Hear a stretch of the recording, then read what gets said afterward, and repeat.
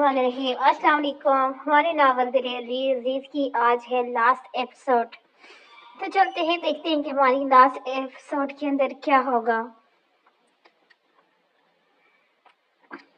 तुम कह रही हो तुम एनी, बीला तुम्हारी बेटी है, तुम कभी नहीं भूल सकती और तुम हमेशा इसके पास ही रहोगी। हम सब एक साथ रहेंगे, हम सिर्फ मिलकर बीला का ख्याल रखेंगे। नहीं, तुम बताओ, तुम मेरी बीला का ख्याल रखोगे कि नहीं? एनी आंखों में इल्तिजा और आंसू लिए दानियाल की तरफ देखती हुई बोली, मैं रखूंगा। दानियाल को एनी की बातों से खौफ महसूस हो रहा था, इसलिए इसने हामी बढ़ते ही मुनासिब समझा कि वो मुसलसल एक ही बात दोहरा रही थी। और दूसरी तरफ जरहान, जो फोन कान से लगाए आंखें मूंद कर बैठा, एनी के अल्फाज को सुनकर अपने दर्द से दुखते दिल को समाने की कोशिश कर रहा था। अचानक फोन से कॉल बंद होने की आवाज आई। इसने जल्दी से फोन आगे करके देखा, जहां कॉल बंद हो चुकी थी। ये कॉल दानियाल ने तो बंद नहीं कर सकता, क्योंकि इसे तो मालूम ही नहीं था कि कॉल अटेंड हो चुकी है। जरूर दानियाल का फोन बंद हो गया होगा, इसी वजह से कॉल भी बंद होगी। जरहान ने फोन साइड पर रखा और एक दर्द से बड़ा सांस हवा के सुपुर्द किया, मगर उसके दिल का दर्द कम होने के नाम नहीं ले रहा था। आज जो कुछ भी हुआ था हरगिज नहीं होना चाहिए था। शराजी सिकंदर ने ये सब बोलकर बहुत बड़ी गलती कर दी थी। एनी तो अपने अब इन्हें भी कबूल करने लगी थी, मगर शराजी सिकंदर ने वाकई में इससे इसकी जिंदगी छीनने की कोशिश की थी। एक मासूम सी बच्ची का इस सब में क्या कसूर था जो शराजी सिकंदर ने इसे तन्हा करने का सोच रहे थे? एनी से ज्यादा और कोई ये बात नहीं समझ सकता था कि तन्हाई क्या होती है।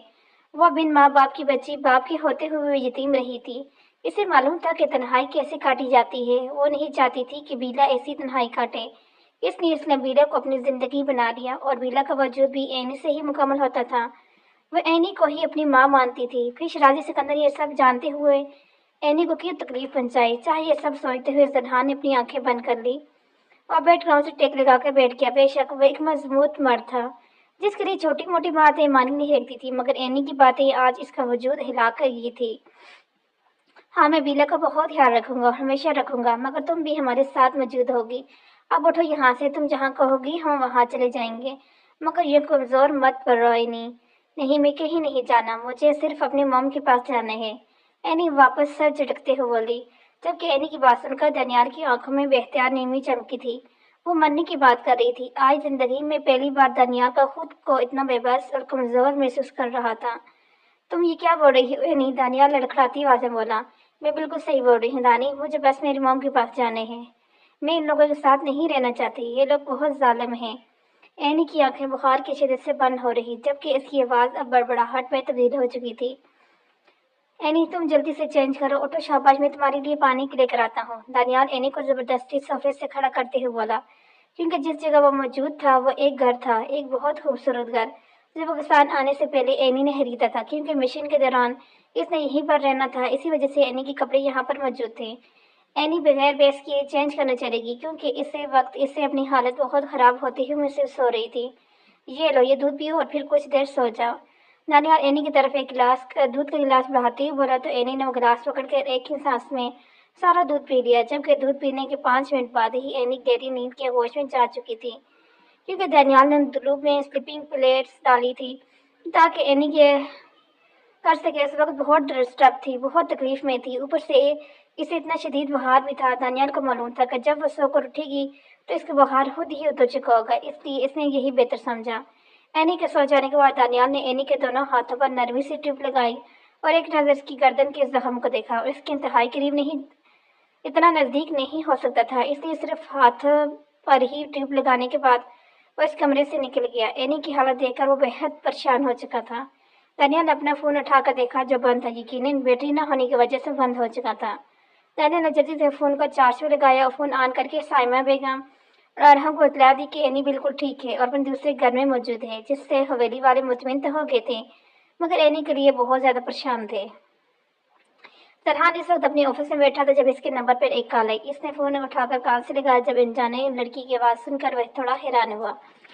आप जरहान सिकंदर बात कर रहे हैं? जी, मैं जरहान सिकंदर बात कर रहा हूँ। जरहान मुकाबल की तरफ थोड़ी परेशान आवाज सुनकर बोला, आपकी मिसेस रोलैंड सिकंदर को गोलियां लगी हैं और इस वक्त आईसीयू में है। आप जल्दी से सिटी हॉस्पिटल पहुंचे। वो लड़की इतला देती हुई फोन बंद कर गई, जबकि जरहान को अपने पैरों तले जमीन निकलती हुई महसूस हो रही थी। वह झटके से अपनी कुर्सी से उठा, भागता हुआ ऑफिस से निकला। ऑफिस में काम करते वर्कर्स نے بھی درخان کی طرف دیکھا جو بغیر رکے بھاگتے ہوئے آفس سے باہر نکل چکا تھا۔ گاڑی میں بیٹھتے ہی درخان نے تیزی سے گاڑی ہسپتال کی جانب بڑھائی تھی، جبکہ دھڑکنوں کا شمار کرنا تو بھول ہی گیا تھا۔ ڈر کے مارے دل یوں دھڑک رہا تھا جیسے ابھی باہر آ جائے گا، جبکہ اس کے دل سے صرف ایک ہی دعا نکلی تھی کہ اس کی متاع جان بالکل ٹھیک اور صحیح سلامت ہو۔ گاڑی اسپتال کے آگے رکتے ہی بغیر اسے پارک کیے درخان ویسے ہی بھاگتا ہوا اسپتال میں داخل ہوا، مگر آگے اس سے دانیال کھڑا ہوا دکھائی دیا۔ دانیال نے درخان کو دیکھتے ہی اپنے قدم ICU کی جانب بڑھائے، جبکہ درخان بھی اس کے پیچھے ہی تھا۔ ICU کے دروازے کے سامنے پہنچتے ہی درخان نے نظریں اٹھا کر ICU کے بند دروازے کو دیکھا، جس کی لال بتی جل رہی تھی، یعنی اندر آپریشن چل رہا تھا۔ درخان کو اپنی سانسیں بمشکل آتی ہوئی محسوس ہو رہی تھی۔ وہ پریشانی کے عالم میں کبھی دائیں تو کبھی بائیں چکر لگا رہا تھا۔ جب ICU کا دروازہ کھلا اور کچھ ڈاکٹر مایوس سے باہر نکلے۔ ڈاکٹر کیسی ہے میری؟ وہ ٹھیک ہے؟ درخان جلدی سے آگے بڑھ کر ڈاکٹر سے پوچھنے لگا، دیکھیں مسٹر، ہم انہیں بچانے کی بہت کوشش کی، مگر انہیں گولیاں بہت لگنے کی وجہ سے ان کا سارا خون بہہ گیا تھا اور انہیں ہسپتال بھی بہت دیر سے لایا گیا، اس لیے ہم کچھ نہیں کر سکے۔ I am sorry, she is no more. Doctor مایوسی سے درخان کا کندھا تھپکاتے ہوئے بولا، جبکہ درخان کو اپنے سر پر ساتوں آسمان ٹوٹتے ہوئے دکھائی دیے، اسے اپنی دنیا لٹتی ہوئی دکھائی دے رہی تھی۔ ساتھ ہی ICU کا دروازہ کھل گیا اور دو نرسز ایک اسٹریچر کو گھسیٹتی ہوئی باہر آئی، جس پر ایک وجود سفید چادر میں چھپا ہوا تھا۔ چادر پر جگہ جگہ خون کے دھبے تھے۔ درخان سے اتنی ہمت نہیں ہو رہی تھی کہ آگے بڑھ کر چہرے سے چادر ڈالے، مگر قدرت بھی شاید یہی چاہتی تھی کہ درخان یہ زحمت نہ کرے، اس لیے ایک ہوا کا جھونکا آیا اور اینی کے چہرے سے وہ سفید چادر ہٹ گئی۔ اب درخان کے سامنے اینی کا چہرہ تھا، اس کی آنکھیں بند تھیں، اس کا چہرہ زرد پڑ چکا تھا، وہ سانسیں نہیں لے رہی تھی، وہ جا چکی تھی بہت دور۔ اس نے بولا تھا کہ وہ چلی جائے گی اور وہ چلی ہی چکی تھی، سب کچھ چھوڑ کر۔ درخان چیختا ہوا اٹھ کر بیٹھا، اس کی سانسیں بہت تیز چل رہی تھی، پورا جسم پسینے سے شرابور ہو چکا تھا، یہاں تک کہ اس کے پہنے کے کپڑے بھی اس کے جسم سے چپک چکے تھے۔ درخان نے جلدی سے ہاتھ بڑھا کر لائٹ آن کی اور ایک نظر اپنے چاروں طرف گھمائی۔ یہ ایک خواب تھا، یہ حقیقت نہیں تھی، مگر یہ خواب بھی درخان کی سانسیں چھین گیا تھا۔ درخان نے جلدی سے بیڈ سے اٹھتے ہوئے نظر گاڑی کی جانب بڑھائی جو رات کے 8 بجا رہی تھی۔ بیٹھے بیٹھے کب اس کی آنکھ لگی اسے پتہ ہی نہیں چلا تھا، اور اب یہ خواب اسے ایک نئی پریشانی میں مبتلا کر گیا۔ درخان نے سائڈ ٹیبل پر اپنا فون اٹھایا اور کسی کا نمبر ملا کر فون کان سے لگایا۔ ہیلو داؤد، مجھے اس نمبر کی لوکیشن ابھی اسی وقت چاہیے۔ درخان داؤد کو اپنے دانیال کا نمبر سینڈ کرتے ہوئے بولا اور جلدی سے فریش ہو کر قدم نیچے کی جانب بڑھائے، کیونکہ وہ اس وقت صرف اینی کو دیکھنا چاہتا تھا، اینی کے پاس جانا چاہتا تھا۔ درخان جلدی سے فریش ہو کر کمرے سے نکلا اور اینی کے سامنے صرف اس لیے نہیں گیا تھا کیونکہ وہ اینی کو اس اپنے لیے مزید بدگمان نہیں کر سکتا تھا۔ اتنا تو وہ جانتا تھا کہ اس وقت وہ اور شازی سکندر واحد شخص ہے جنہیں اینی ہرگز نہیں دیکھنا چاہتی، ورنہ درخان کا بس چلتا تو وہ اسی لمحے اینی کے پاس پہنچ جاتا۔ جو کچھ بھی ہو، اس میں درخان بالکل بے قصور تھا، جبکہ اینی سے قصوروار سمجھ چکی تھی۔ ایک غلط فہمی کی بنا پر درخان سے بھی بدگمان ہو گئی تھی، مگر یہ خواب درخان کو مشکل میں ڈال گیا تھا۔ وہ کبھی سوچ بھی نہیں سکتا تھا کہ وہ اینی کے بارے میں کبھی ایسا خواب دیکھے گا، مگر یہ خواب اس سے آ چکا تھا، اب اس سے رہا نہیں پایا۔ صبر کرنا بے حد مشکل تھا اور اس کی بیوی تھی، کوئی غیر نہیں، وہ اس کے غصہ برداشت کرنے کو تیار تھا، وہ کچھ بھی بولتی وہ سننے کو تیار تھا، مگر اس وقت صرف اس کے سامنے موجود ہوتی۔ درخان کا دل چاہ رہا تھا اینی اس وقت اسے سامنے ہو اور اسے خود میں بیچ رہے، کیونکہ جس اذیت جس تکلیف سے وہ گزر رہی تھی، درخان کا جی چاہ رہا تھا کہ ساری تکلیفیں وہ اس کی زندگی سے نکال کر دور پھینکے یا پھر اس کی تمام تکلیفیں اپنے سر لے، مگر اینی کو ایک آنچ نہ آنے دے۔ لیکن اینی تو آج عیاں ہو گئی تھی، وہ تو آج کھل کر سب کے سامنے آئی تھی۔ جس سخت کہا جاتا تھا اصل میں وہ سخت تھی ہی نہیں، وہ تو صبر کا ایک سخت پتھر تھا جس میں خدا نے اور حالات نے صرف صبر ہی بڑھ کر دیا تھا۔ درخان کو لگ رہا تھا اسی قسمت میں کوئی انسان نہیں بلکہ ایک فرشتہ لکھ دیا گیا ہے جو انسان کی صورت میں زمین پہ بھیجا گیا تھا، کیونکہ اتنا صبر اتنا جبر ایک انسان نہیں ہو سکتا۔ ہولولین سکندر پوری دنیا سے لگتی، اگر پوری دنیا ایک طرف کھڑی ہوتی اور ہولولین سکندر ایک طرف کھڑی ہوتی تو پوری دنیا اس کے سامنے پھیکی پڑ جاتی۔ درخان ابھی سیڑھیاں اتر کر نیچے آیا تھا جب اسے لاؤنج میں گھر کے تمام بزرگ بیٹھے ہوئے دکھائی دیے۔ اس نے باہر قدم کی جانب قدم بڑھائے اور لاؤنج کو جانب قدم بڑھائے۔ اس نے باہر قدم بڑھانے کے بجائے لاؤنج کی طرف قدم بڑھائے۔ السلام علیکم، درخان لاؤنج میں داخل ہوتے بولا۔ وعلیکم السلام، آؤ بیٹھو بیٹا۔ بڑی اماں درخان کی طرف دیکھتی بولی تو درخان نے ان کے قریب ہی جمع ہو گیا۔ اس کا ارادہ یہاں سے جلد از جلد جانے کا تھا، مگر بڑی اماں نے اسے بیٹھنے کا حکم دیا، اسے عجیب سی کشمکش میں ڈال گیا۔ ہم نے فیصلہ کیا ہے ولیمہ نہیں ہوگا، گھر کے حالات ٹھیک نہیں ہے، اس لیے ولیمے کو ڈیلے کر دیا ہے۔ جب ہولولین مان جائے گی تو اس کی مرضی سے ولیمہ بھی رکھ دیا جائے گا، اور اب کوئی اس بچی پر اپنی مرضی مسلط کرے یہ سے اپنے حکم سنائے، یہ چیز میں ہرگز برداشت نہیں کروں گی۔ بڑی اماں سنجیدگی سے بول رہی تھی، جبکہ ان کے لہجے میں سختی اور وان کرنے والا انداز صرف شیرازی سکندر کے لیے ہی تھا، جو سر جگائے قریب ہی بیٹھے ہوئے تھے۔ جی ٹھیک ہے بڑی اماں، سرحان بڑی اماں کی طرف دیکھتے ہوئے بولا اور پھر اٹھ کھڑا ہوا، کیونکہ آگے سے یہاں سے جانے کی بے چینی تھی۔ اب اسے اینی کے بعد جانا تھا کسی بھی صورت۔ اب مجھے اجازت ہے، مجھے ضروری کام سے باہر جانا ہے۔ سرحان بڑی اماں کی طرف دیکھتے ہوئے بولا۔ اس سے پہلے کہ بڑی اماں کوئی جواب دیتی، انہیں سامنے ہی حویلی کے داخلی دروازے سے دانیال داخل ہوتا ہوا دکھائی دیا۔ دانیال کو دیکھتے ہی سائمہ بیگم اسے پکارتی ہوئی کھڑی ہوئی۔ نینہ کو دیکھتے ہی سب اٹھ کھڑے ہوئے تھے۔ اس سے پہلے کہ کوئی دانیال سے اینی کے بارے میں پوچھتا، انہیں اینی بھی حویلی میں داخل ہوتی ہوئی دکھائی دی، مگر اینی نے ایک نظر بھی اٹھا کر کسی کی طرف نہیں دیکھا اور بغیر رک کے سیدھی چلتی ہوئی سیڑھی کی جانب بڑھ رہی تھی۔ سرحان نے بے قرار نگاہوں سے اینی کی طرف دیکھا تھا، جس کی گردن پر ایک زخم کا نشان تھا اور دونوں ہاتھ زخمی ہوئے پڑے تھے۔ اس کے چہرے کی سرخ رنگت بتا رہی تھی وہ ٹھیک نہیں ہے۔ اسے دیکھتے ہوئے سرحان نے بے اختیار آگے بڑھا۔ رکو سرحان! اس سے پہلے کہ سرحان اینی تک پہنچتا، دانیال اس کے راستے میں حائل ہوتے ہوئے اسے وہیں پر روک گیا۔ جبکہ سرحان نے بے حد غصے سے دانیال کی طرف دیکھا، کیونکہ آگے ہی سرحان کو دانیال پر بہت غصہ تھا۔ وہ سب کچھ برداشت کر سکتا تھا، مگر کسی غیر مرد کا اپنی بیوی کے قریب ہونا برداشت نہیں کر سکتا تھا۔ وہ مانتا تھا کہ دانیال اس کا بہترین دوست ہے، مگر دانیال کی اس کے ساتھ اتنی نزدیکی سرحان کو ہرگز منظور نہیں تھی۔ وہ نہیں چاہتا تھا کہ دانیال کو کچھ بولے، کوئی تماشا کریٹ کرے، اس لیے وہ چپ تھا۔ مگر اب دوبارہ اس کے راستے میں حائل ہو کر دانیال نے اسے دوبارہ غصہ دلایا تھا۔ پیچھے ہٹا دانیال کو، تم نے میرا راستہ روکا تو مجھ سے برا کوئی نہیں ہوگا۔ سرحان دانیال کی طرف دیکھتے ہوئے سر لہجے میں بولا، مجھے کوئی شوق نہیں ہے تمہارا راستہ روکنے کا، اور نہ ہی مجھے کوئی شوق ہے تمہاری اور اینی کے پیچھے آنے کا۔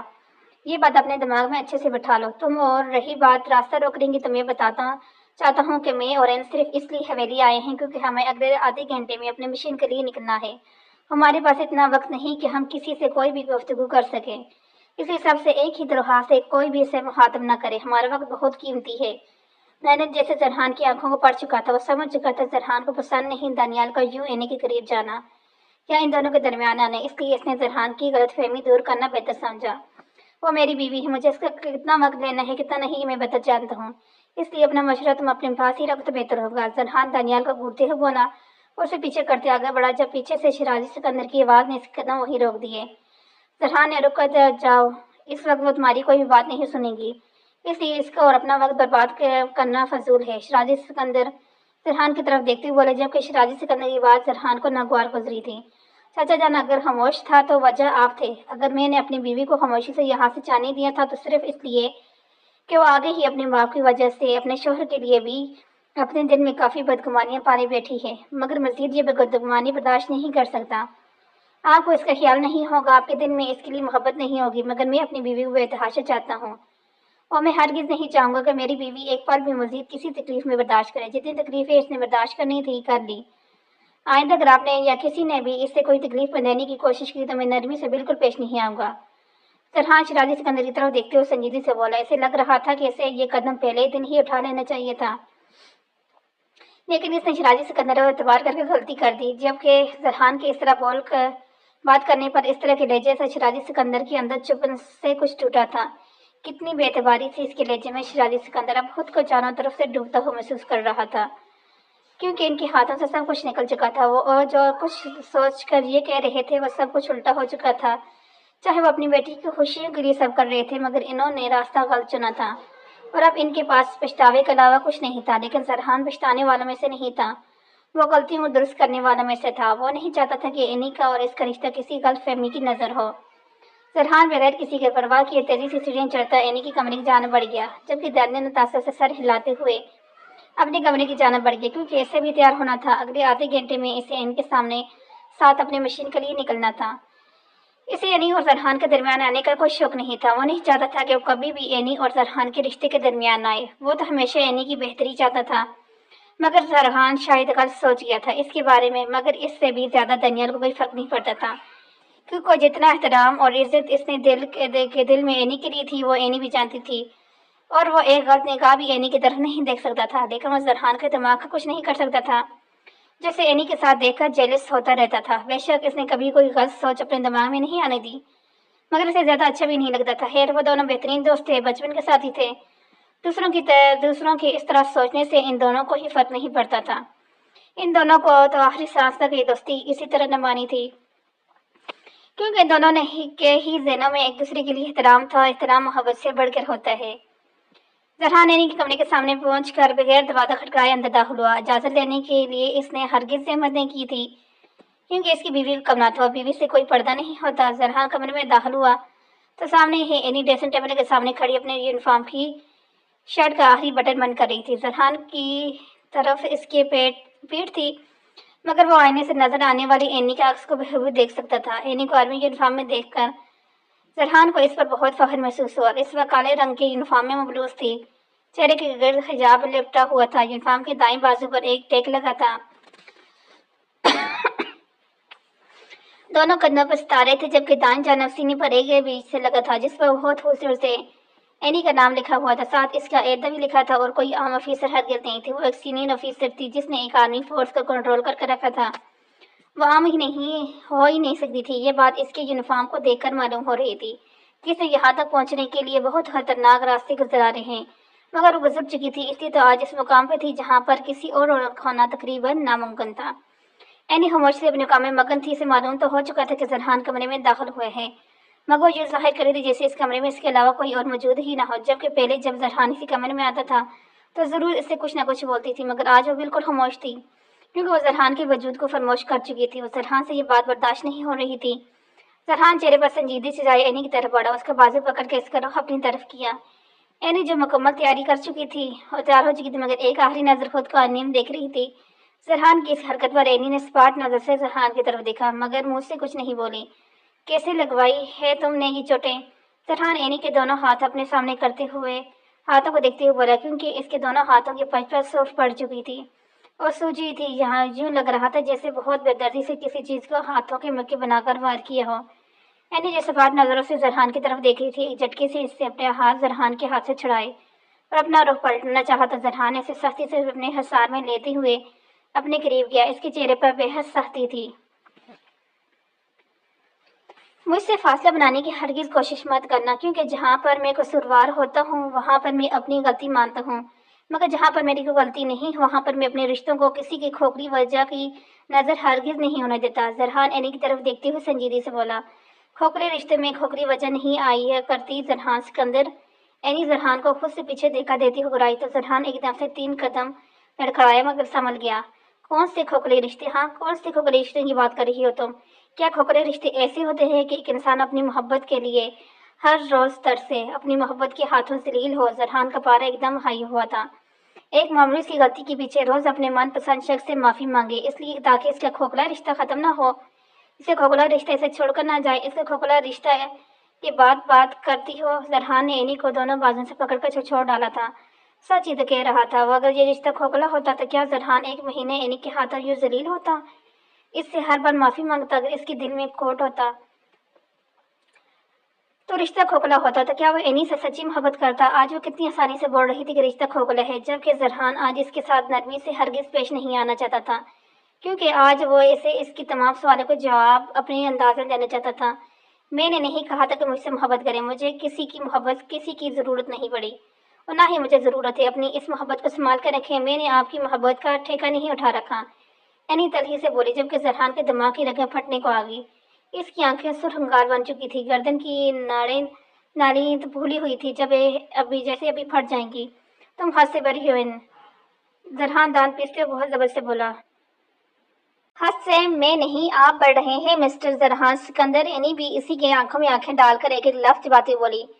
जरहान का इश्तियाल बढ़ता जा रहा था। इसने अपने गुस्से पर काबू पाने के लिए एक गहरा सांस लेकर खुद को परसकून करने की कोशिश की, फिर एनी की तरफ देखा जो अपनी सब्ज आंखों में वहशत लिए से घूर रही थी। एन, मेरी बात सुनो यार, जो कुछ तुमने सुना वो सब सिर्फ चाचा जान बोल रहे थे। इस सब में मैं नहीं सुना, और ना ही मैं ये चाहता हूँ। ना चाहते हुए भी जरहान इसे सफाई दे रहा था, और एनी के रिश्ते के तो वो हजारों बार सफाई दे सकता था, हजारों बार एनी के सामने झुक सकता था, क्योंकि अब बाप मोहब्बत से आगे बढ़कर निकल चुकी थी। एनी जरहान की सांसों में घुल चुकी थी। आप मेरा वक्त बर्बाद कर रहे हैं जरहान सिकंदर। एनी जरहान की किसी बात को गम खाते में ना लाते हुए संजीदगी से बोली। हाँ, मैं भी यही कहना चाहता हूँ, तुम वक्त बर्बाद कर रही हो एन। अगर तुमने अपनी इस बेवकूफ़ी पर खुद को कोई नुकसान पहुंचाया, मुझसे दूर होने जाने की कोशिश भी की, तो खुदा की कसम तुम बहुत पछताओगी। जरहान एनी के बाजू पर अपना हाथ की गिरफ्त मजबूत करते हुए सख्त तरीन लहजे में बोला। میں اپنے کیے گئے الفاظ واپس نہیں لیا کرتی زرحان سکندر، میں صرف اب یہاں سے جاؤں گی نہیں بلکہ اتنا دور چلی جاؤں گی کہ جہاں سے چاہ کر بھی آپ مجھے واپس نہیں لا پائیں گے۔ اینی اپنی سبز آنکھیں زرحان کی ڈارک براؤن آنکھوں میں گاڑتے ہوئے بولی، تم نے مجھ سے وعدہ کیا تھا، تم مجھے چھوڑ کر کبھی نہیں جاؤ گی۔ اینی زرحان اب خود کو دنیا کا سب سے زیادہ بے بس انسان محسوس کر رہا تھا۔ اس کے لہجے میں بے بسی اینی بھی محسوس کر گئی تھی، مگر اس وقت کچھ بھی سوچنے سمجھنے کی صلاحیت بالکل نہیں رکھتی تھی۔ میں آپ لوگوں کے لیے نہیں بنائی گی، میں آپ لوگوں کے لیے بنی ہی نہیں، آپ شاید مجھ سے بہتر ڈیزرو کرتے ہیں۔ اینی بدگمانی کی آخری انتہا پر تھی۔ تم سے بہتر کیا؟ تم سے بہتر بھی کوئی اس دنیا میں بنایا ہے؟ اگر بنا بھی ہے تو باہر میں جائے۔ تم میری بیوی ہو، تم میری محبت ہو، اور تم نے یہ کیسے سوچ لیا کہ میں تم سے بہتر ڈیزرو کرتا ہوں؟ تم میرے نصیب کی تھی اور تم مجھ تک پہنچ چکی ہو، اور میرا اتنا بڑا ظفر ہرگز نہیں کہ میں اپنی بیوی کو کسی اور کے ساتھ باندھ سکوں یا اسے خود سے دور ہو جانے دوں۔ یہ بات اپنے دماغ میں بٹھا کر اگر تم نے مجھ سے دور جانے کی کوشش کی تو بہت پچھتاؤ گی۔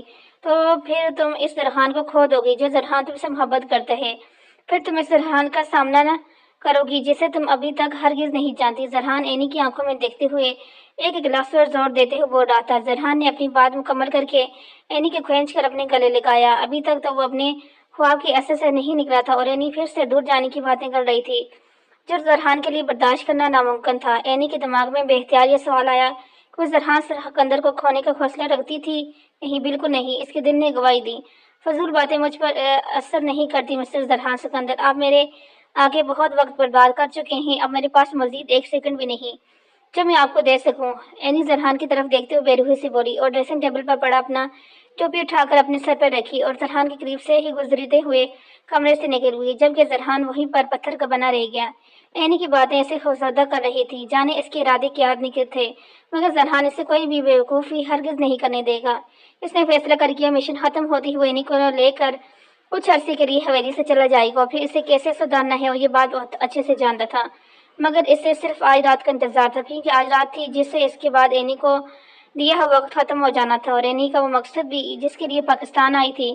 آج اینی اور اس کی پوری آرمی فورس وہ جنگ لڑنی تھی جس کے لیے پچھلے 5 سال سے محنت کر رہے تھے۔ اینی سیڑھیاں اتر کر نیچے آئی تو وہاں پر گھر کا ایک ایک فرد موجود تھا، جبکہ کچھ فاصلے پر دانیال بالکل تیار کھڑا تھا اور اسی کے انتظار میں کھڑا تھا۔ اینی کو آرمی یونیفارم میں دیکھ کر بڑی امن بحثہ تھا، ماشاء اللہ بولا تھا۔ وہ اس یونیفارم میں بہت خوبصورت لگ رہی تھی، اس کی پرسنالٹی، اس کا دانمدار شخصیت، اس کا دمدار شخصیت یونیفارم میں صاف واضح تھی۔ ادھر آؤ بیٹا، بڑی اماں نے اینی کو اپنے قریب لایا تو اینی چلتی ہوئی ان کے قریب گئی تو انہوں نے محبت سے اینی کا ماتھا چوما، ان کے سر پر اپنے ہاتھ پھیرا۔ شفقت بھرا لمس محسوس کرتے اینی نے ایک پل کے لیے اپنی آنکھیں بند کی تھی۔ اللہ تمہیں کامیاب کرے، ہماری دعائیں تمہارے ساتھ ہیں، بڑی اماں نے اینی کو محبت بھری نظروں سے دیکھتے ہوئے بولا۔ تو بڑی امی کی بات پر این نے دل ہی دل میں آمین بولا، کیونکہ کامیابی ہی اس کا مقصد تھا اور وہ چاہتی تھی اس مقصد میں اس کا مقدر بن جائے، وہ اپنے مشن میں کامیاب ہو کر ہی لوٹے۔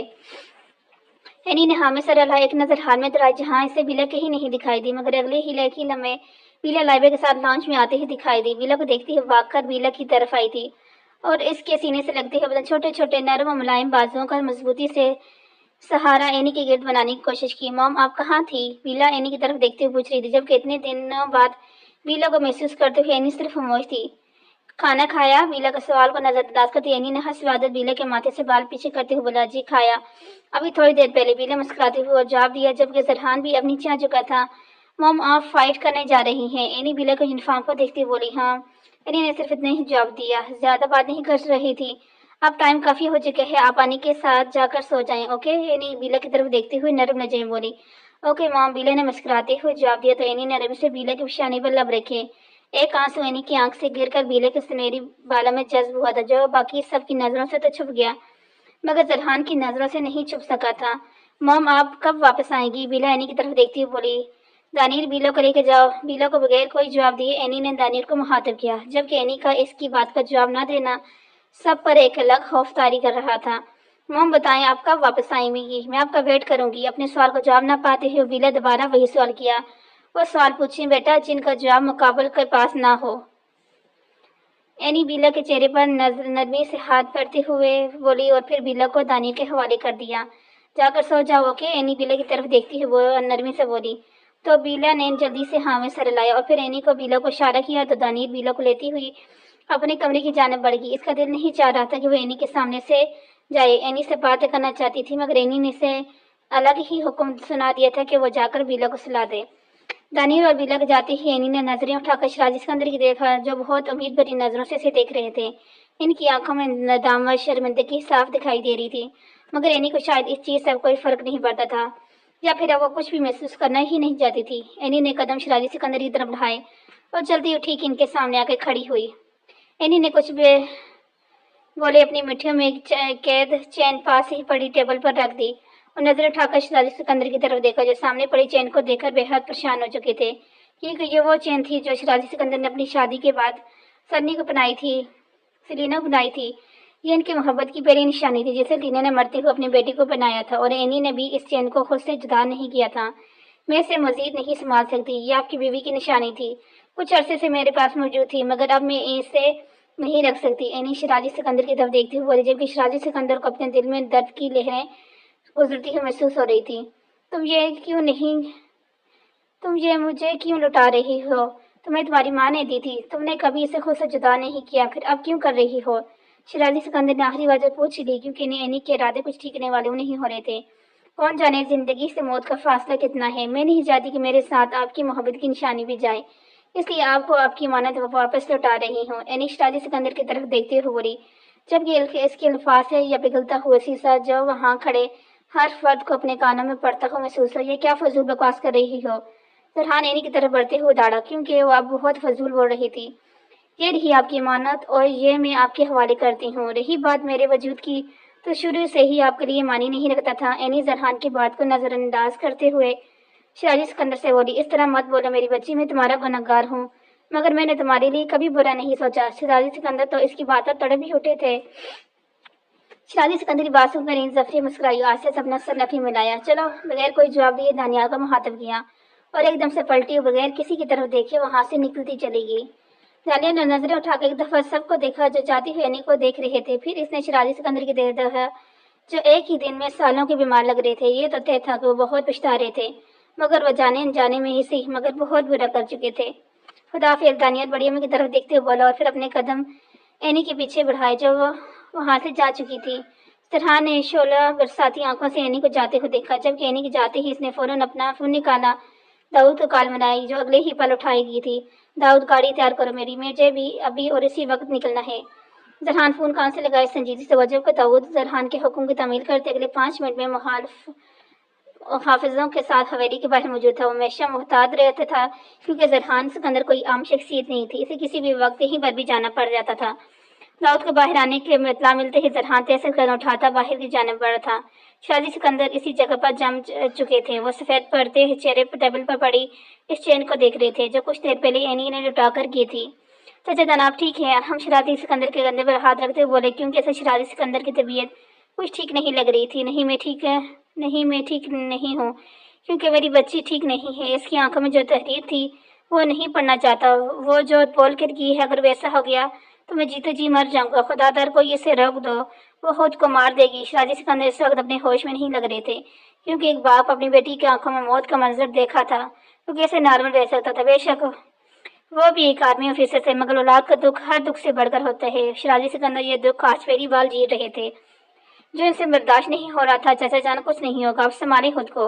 ارحم شراج سکندر کو وہیں پڑے پاس صوفے پر احتیاط سے بٹھاتے ہوئے بولا اور فارغ اشارے کی بڑی اماں کو ان کے کمرے میں لے کے جائے تاکہ وہ بھی مزید پریشان نہ ہو سکیں۔ مگر سچ تو یہ تھا کہ اینی کے بولے کے الفاظ حویلی کے ایک ایک فرد کے کانوں میں ابھی تک گونج رہے تھے۔ وہ جاتے جاتے ہوئے سب پر ایک خوف طاری کر گئی تھی۔ حارث اپنے کمرے کا دروازہ کھول کمرے میں داخل ہوئے تو سامنے ہی بیڈ پر اسے لائبہ بٹھائی دکھائی دی جو اپنا سر گھٹنوں میں دیے رو رہی تھی۔ لائبہ کو رو دیکھ کر حارث مانو جیسے تڑپ ہی اٹھا، وہ تیز تیز قدم لیتا لائبہ تک پہنچا اور جلدی سے اسے اپنے حصار میں لیا۔ میری جان کیوں رو رہی ہو؟ کیا ہوئے ہے؟ حارث آہستہ سے لائبہ کے ہاتھ سے اس کے چہرہ ہٹاتے ہوئے بولا تو لائبہ بغیر کچھ بولے اس کے سینے سے لکٹ پھوٹ پھوٹ کر رونے لگی۔ جب کہ حارث اس سے روتے کے دیکھ کے مزید پریشان ہوا۔ لائبہ، حارث نے آہستہ سے اسے لائبہ کو پکارا، وہ حور بابی۔ لائبہ روتے ہوئے اٹک اٹک کر بولی، جب کہ حور کا نام سنتے ہی حارث فوراً سمجھ گیا کہ وہ کیوں رو رہی ہے۔ کچھ نہیں ہوگا حور کو، سب ٹھیک ہو جائے گا، حارث سے خود میں بیچتے ہوئے بولا تو لائبہ کو رونا اس سے برداشت نہیں ہو رہا تھا۔ شادی کے اگلے دن ہی اس کی بیوی اس طرح روئے گی اسے بالکل اندازہ نہیں تھا۔ ادھر دیکھو میری طرف، حارث نے نرمی سے بولتے ہوئے لائبہ کا چہرہ اپنے ہاتھوں کے پیالے میں بھرا۔ کچھ نہیں ہوگا تمہاری بھابھی کو، وہ اپنے مشن پر گئی ہیں، تم رونے کے بجائے دعا کرو کہ وہ اپنے مشن میں کامیاب ہو جائیں اور صحیح سلامت اپنی کامیابی کے ساتھ واپس لوٹ آئیں۔ हारस नरमी से इसकी पेशानी की लबों से छूते हुए बोला। तो लाइबा की अपनी बीगी पलकें उठाकर हारिस की तरफ देखा। रोने की वजह से आंखें और छोटी सा नाक सुर हो चुका था, जबकि चेहरा सुरमाइल था। बोलोगी, तुम करोगी अपनी भाभी के लिए दुआ कि वो कामयाब होकर वापस हम सब के पास आ जाएं। हारिस लाइबा की बीगी सुरह आंखों पर लब रखते हुए बोला, मैं करूंगी। लाइबा ने जल्दी से जवाब दिया। हारिस मुस्कुराया, हम गुड चलो फिर उठो और ईशा की नमाज अदा करके अपनी भाभी के लिए दुआ करो। हारिस लाइबा के रेहसान को थपथपाते हुए बोला। तो लाइबा ने हल्की सी मुस्कान के साथ हामी सर हिलाया, बेड से उठ खड़ी हुई और वजू करने जारी की, जबकि हारिस भी एक लंबी सांस हवा के सुपुर्द करता उठा, अपना ड्रेस चेंज करने लगा। इस वक्त रैनी अपने कमर पर दोनों हाथ बांधे अपने रोरदार वजूद के साथ अपनी आर्मी फोर्स के सामने खड़ी थी, जबकि इसके सामने इसकी पूरी आर्मी फोर्स बिल्कुल तैयार, गर्दन को अकड़ाए इस तरह खड़े थे जैसे सिर्फ एनी के हुक्म के मुंतजिर हों, क्योंकि एनी से आने से पहले इन्हें तमाम ट्रेनिंग दे दी गई थी। इसलिए अब इन्हें एक लफ्ज़ भी समझाने की जरूरत नहीं पड़ी थी, क्योंकि सब कुछ जानते थे इन्हें क्या करना था। वो ये भी जानते थे मगर इन्हें जो भी करना था वो एनी के हुक्म पर करना था। एनी के हुक्म के बगैर वो कदम नहीं उठा सकते थे। So officer are you all ready? Annie की गर्दीदार आवाज़ चारों तरफ गूंजी। यस मैम, तमाम ऑफिसर ने एक आवाज़ में जवाब दिया। एनी ने तमाम ऑफिसर को आगे बढ़ने का इशारा किया तो सब बगैर रुके आगे बढ़ गए और कुछ ही देर बाद पूरी एक आर्मी फोर्स इस बिल्डिंग को चारों तरफ से घेर चुकी थी, जबकि रात के तीसरे पहर आर्मी फोर्स की मौजूदगी को अभी तक बिल्डिंग के अंदर मौजूद है अफराद महसूस ही नहीं कर सके थे। पता तो इन्हें तब चला जब बिल्डिंग के अंदर से मौजूद अलर्ट अलार्म एक साथ बजे थे, क्योंकि इस बिल्डिंग के इलाके में जब भी कोई दाखिल होता था वो अलर्ट अलार्म इसकी बात की इतला देते थे कि कोई गैर शख्स इस इलाके में दाखिल हुआ है। जबकि अचानक बिल्डिंग के चारों तरफ होने वाले शोर को सुनते बिल्डिंग के अंदर मौजूद अफराद हड़बड़ा कर उठे थे, क्योंकि कुछ इस तरह से याशी करने में मसरूफ थे और कुछ अपनी नींद पूरी करने रहे थे कि मगर 14 तबके तो इनके तब रोशन हुए जब मालूम हुआ कि बिल्डिंग के बाहर पूरी एक आर्मी फोर्स खड़ी है। ये कैसे हो सकता है? इन लोगों को हमारा पता कैसे चल गया? MNA को फोन मिलाओ जल्दी। एक आदमी इन सब का हेड था, दहशतगर्दों का बॉस था जो काफी अरसे से इस बिल्डिंग में छिपा बैठा था, इन लीगल काम सर अंजाम दे रहा था। आर्मी फोर्स को देखते ही ऊंची आवाजें चलाया तो इसके एक आदमी ने जल्दी से MNA को कॉल मिलाई, मगर इसका नंबर मुसलसल बन जा रहा था। बॉस, MNA का नंबर तो बन जा रहा है, वो आदमी परेशानी से बोला। ऐसा कैसे हो सकते हैं? MNA का नंबर आज तक बंद नहीं गया, जरूर इन लोगों के हाथ लग गया होगा। कमिश्नर को कॉल मिलाओ, इसने अगला हुक्म दिया तो इसका वो आदमी जल्दी से कमिश्नर का नंबर बनाने लगा, जबकि इतनी बार बहल जाने के बाद भी कमिश्नर ने कोई कॉल नहीं उठाई। यकीनन वो भी जान चुका था कि इस बिल्डिंग पर रेड हो चुकी है, इसलिए वो इनकी कॉल का कोई जवाब नहीं दे रहा था। ये कमीने गद्दार साले बिगी बिली बनकर भाग निकले, इसे तो मैं हरगिज नहीं छोड़ूंगा। वो कमिश्नर को गलीज गालियों से नवाजते हुए बोला, नीचे जितनी भी लड़कियां कैद हैं इन सब को खोलो और एक एक आदमी को हुक्म दो और बोलो कि वो खुद भी अपने आदमियों के साथ कदम बिल्डिंग के तीसरे फ्लोर की जाने बढ़ाएं, क्योंकि तमाम लड़कियां जिन्हें नशे देकर बेहोश किया गया है वो सब वहीं पर मौजूद थी। और बदकिस्मती से आज ही इनकी स्मगलिंग होनी थी जो आर्मी फोर्स के वहां पर रेड करने का नाकाम बना चुकी थी।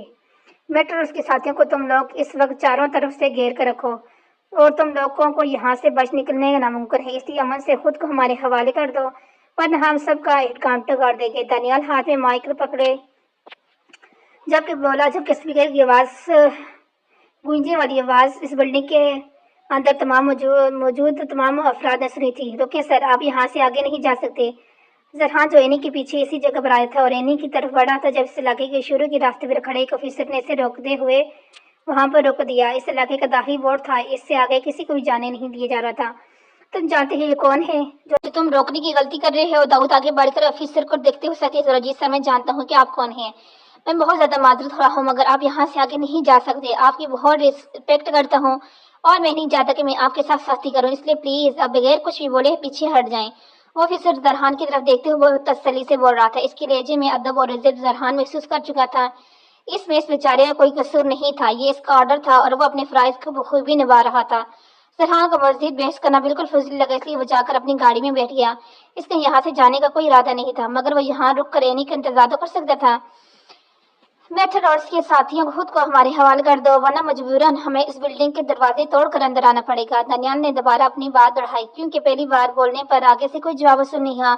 हम लोग खुद को हरगिज तुम लोगों के हवाले नहीं करेंगे और तुम में से किसी ने भी अंदर आने की कोशिश की तो हम इन लड़कियों को जान से मार देंगे। मेथड लड़की के सर पर गन ताने 3rd फ्लोर की खिड़की में आते हुए बोला, जबकि सब ने नजरें उठाकर खिड़की की तरफ देखा जहाँ पर एक लड़की गर्दन पर गन रखकर इन्हें اس کی طرف دیکھ رہے تھے۔ اینی نے سخت نظروں سے کھڑکی میں کھڑے شخص کو دیکھا جس کا رنگ تقریباً کالا تھا اور اس نے اپنے چہرے پر رومال باندھا تھا، اپنے چہرہ چھپایا ہوا تھا۔ لڑکی کی گردن میں گن کا دباؤ بڑھا رہا تھا اور لڑکی 15 سے 16 سال کی عمر کی تھی اور اس سے ڈرگز دیکھ کر اتنا مدہوش کیا گیا تھا کہ اس لڑکی سے صحیح طرح سے اپنی آنکھیں بھی نہیں کھولی جا رہی تھی اور ڈگمگا رہی تھی جیسے ابھی وہیں پر گر جائے گی۔ اینی کا دل چاہا یہیں سے اس آدمی کی گردن دبوچ کر اسے جان سے مار دے، مگر یہ وقت جوش سے نہیں ہوش سے کام لینے کا تھا، کیونکہ اندر موجود بچیاں جو ان ظالموں کی قید میں تھی اینی کے لیے وہ سب بے حد عزیز تھی اور ان سب کو صحیح سلامت وہاں سے نکالنا یہی ان کا اصل مقصد تھا۔ No you will never do that, Daniyal اس بے حال ہوتی لڑکی کو دیکھتے ہوئے بولا اور پھر اینی کی طرف دیکھا جو اپنی وحشت زدہ آنکھوں میں اس شخص سے گاڑے کھڑی تھی۔ اس سے پوچھے کہ وہ ان لڑکیوں کو کیسے چھوڑے گا۔ اینی جو پہلے ہی سمجھ چکی تھی وہ آدمی لازماً کوئی شرط رکھنے والا ہے۔ اس سے پہلے کہ وہ کچھ بولتا اینی نے خود ہی دانیال کو بول دیا کہ وہ اس سے پوچھے کہ وہ لڑکیوں کو چھوڑنے کے بدلے کیا چاہتے ہیں۔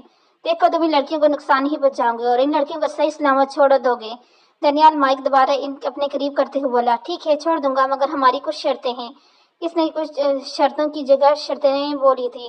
بولو کیا شرطیں ہیں تمہاری؟ دانیال بھی ضبط بڑھتا جا رہا تھا۔ وہ اسے بلڈنگ کے اندر نہیں جا سکتے تھے کیونکہ ہزاروں لڑکیاں جو اس بلڈنگ کے اندر قید تھی ان کی جان بھی جا سکتی تھی۔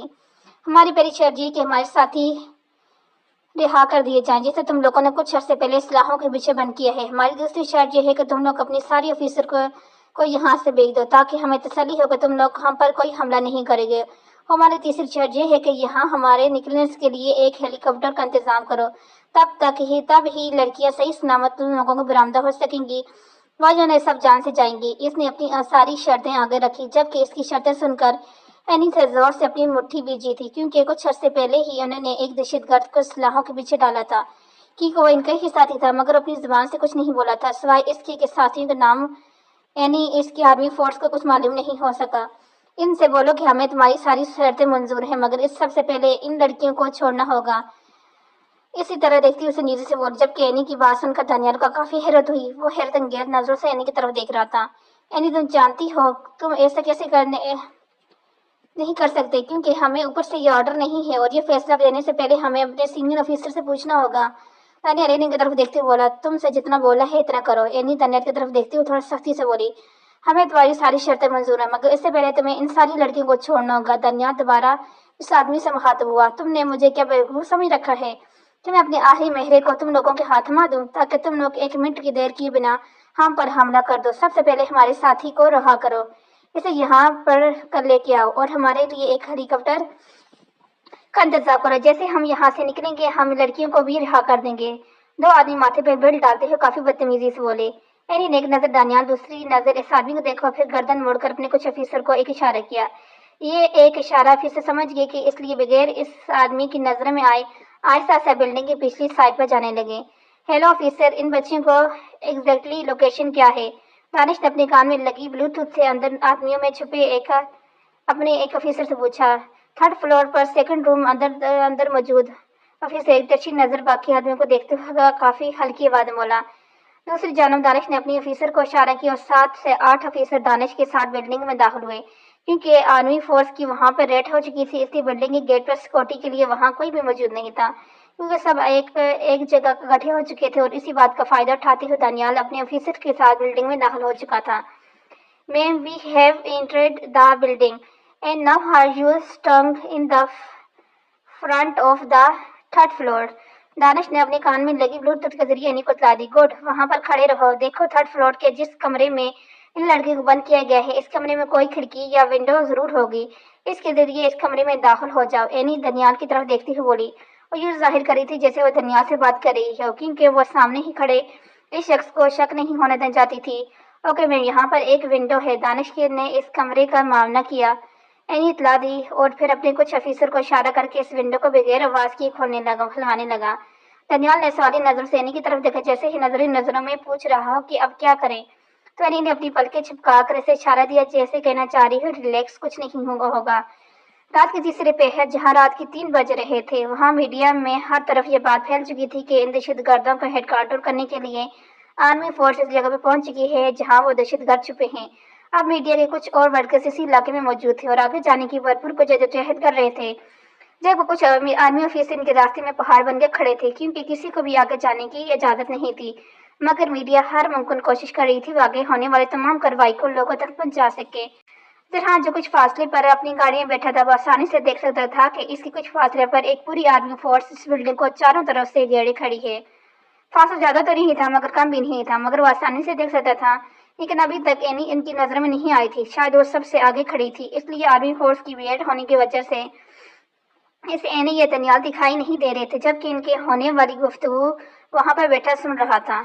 सिर के साथ बहुत मुश्किल से विंडो के जरिए इस कमरे में पहुंचा तो विंडो छोटी होने की वजह से इसका टूटा हुआ शीशा दानिश के बाजू पर बुरी तरह लग गया था, मगर इस वक्त इसे सिर्फ इन लड़कियों को देखना था, ना कि अपने बाजू को। दानिश कमरे में दाखिल हुआ तो आगे ही तकरीबन हजारों की तादाद में लड़कियां थी। वो कमरा एक हाल नुमा जगह थी।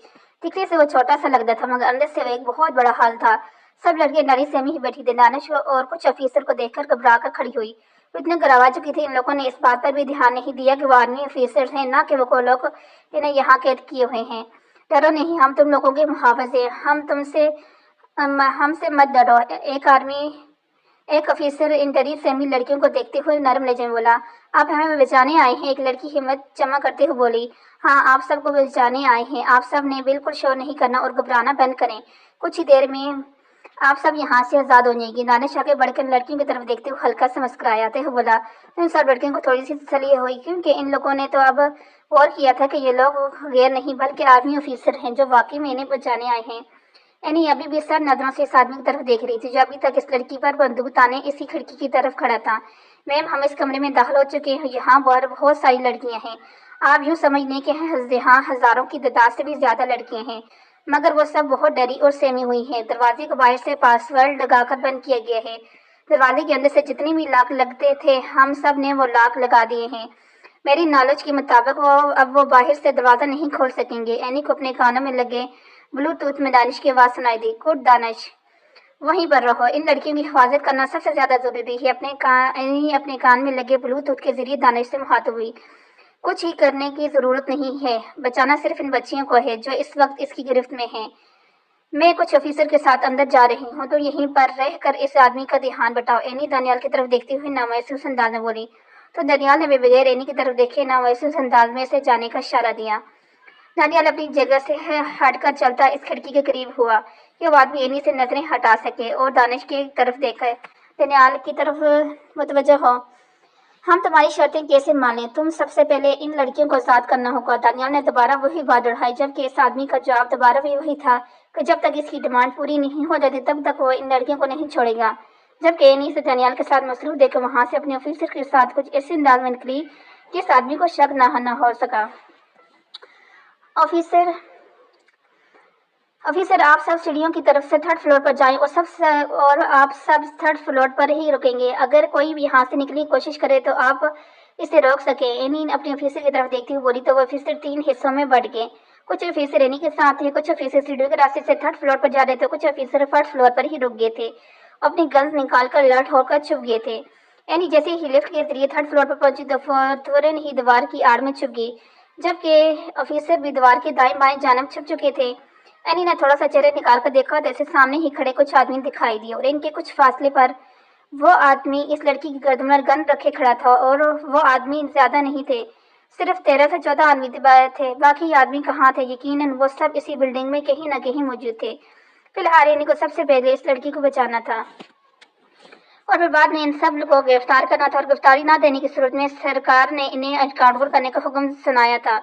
और एनी तो आगे ही चाहती थी कि ऐसे दहशतगर्द गिरफ्तार होने के बजाय एनकाउंटर में मारे जाएं। एनी ने अपने कुछ ऑफिसर को इशारा किया और दबे कदमों से चलती ठीक इन आदमियों के पीछे खड़ी होगी। इसके ऑफिसर भी इसके पीछे ही थे। ऑफिसर ने एक साथ इन पर हमला किया। ये सब इतनी अचानक हुआ कि वो आदमी समझ ही नहीं सका। जबकि अपने ऑफिसर को इस आदमी को काबू करता देख एनी जल्दी से आगे बढ़ी और इससे पहले कि मैथल पीछे मुड़कर देखता, एनी एक ही चेस्ट में इस तक पहुंची। इसके हाथ में पकड़ी गन और इसकी तरफ मोड़कर इसकी बाजू में गोली चला दी, जिसकी वजह से वो लड़की इसकी गिरफ्त से छूट गई। एनी ने इस लड़की का हाथ पकड़ा और इसे अपने पीछे की तरफ धकेल दिया और इस आदमी को एक जोरदार धक्का दे दिया, जिससे वो सामने दीवार से जा लगा। इतनी देर में सारे ऑफिसर इंसान के आदमियों को काबू कर चुके थे। दानियाल, कम quickly with your officer. Any ने अपने कान में लगी ब्लूटूथ के जरिए दानियाल को हुक्म दिया तो दानियाल फोर्स इसके हुक्म मिलते ही अपनी पूरी ऑफिसर टीम को लेकर बिल्डिंग के अंदर दाखिल हो गया था और सारे ऑफिसर पूरी बिल्डिंग में फैल चुके थे। मेहता ने अपने बाजू पर हाथ रखकर अपना खून रोकने की कोशिश की और साथ ही दीवार पर लगे एक सुर्ख रंग के बटन को दबाया। इस बटन को दबाते ही बिल्डिंग में हर तरफ शोर सा फैल गया। शायद वो कोई साइन था जो अपने छुपे हुए आदमी को दे रहा था।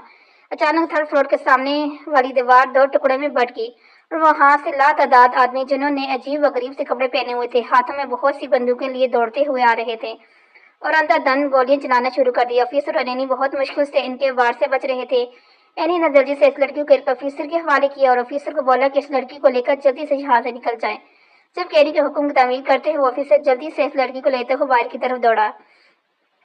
अचानक गोली की आवाज सुनते ही जरहान ने जल्दी से अपनी गाड़ी से निकला। इसकी गाड़ी कुछ फासले भी थी जहां मीडिया की नजर नहीं पड़ रही थी, क्योंकि जरहान को सारा मुल्क ही जानता था और सबसे में वो नहीं चाहता था कि मीडिया के सामने आए। वैसे भी मीडिया के लिए इसके लिए पागल थी, मगर जरहान ज्यादा मीडिया के सामने नहीं आता था, ना ही मीडिया के सामने आना पसंद करता था। सर रुके, आप अंदर नहीं जा सकते।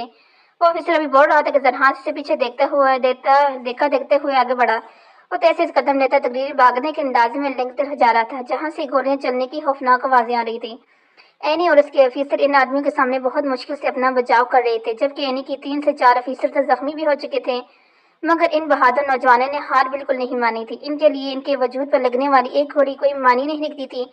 एनी ने अपनी बंदूक का इस्तेमाल करते हुए दुश्मनों पर गोलियों की बहुत बौछार कर दी, क्योंकि सिर्फ पहले ही आर्डर थे कि मुकाबले के हमला करने से इनका एनकाउंटर कर दिया जाए। और इस वक्त सामने आते हर शख्स के दिमाग में गोली मार रही थी। जब अचानक एक लगने वाली गोली इसके बाजू चीरती चलेगी तो इन्हीं लड़खड़ाकर काफी कदम पीछे हटी। इतनी देर में वहां दानियाल और उसके ऑफिसर पहुंच चुके थे और वहां दाखिल होते ही इन सब ने इन आदमियों को गोलियां चलाना शुरू कर दी, क्योंकि इसके काफी ऑफिसर अब तक जख्मी हो चुके थे और सब अचानक हुआ था। एनी दानियाल की तरफ बढ़ते हुए बोला तो एनी ने दानियाल की तरफ देखते हुए बजाय अपनी बंदूक निकाली, उस आदमी को गोली चला दी जो दानियाल को गोली चलाने वाला था।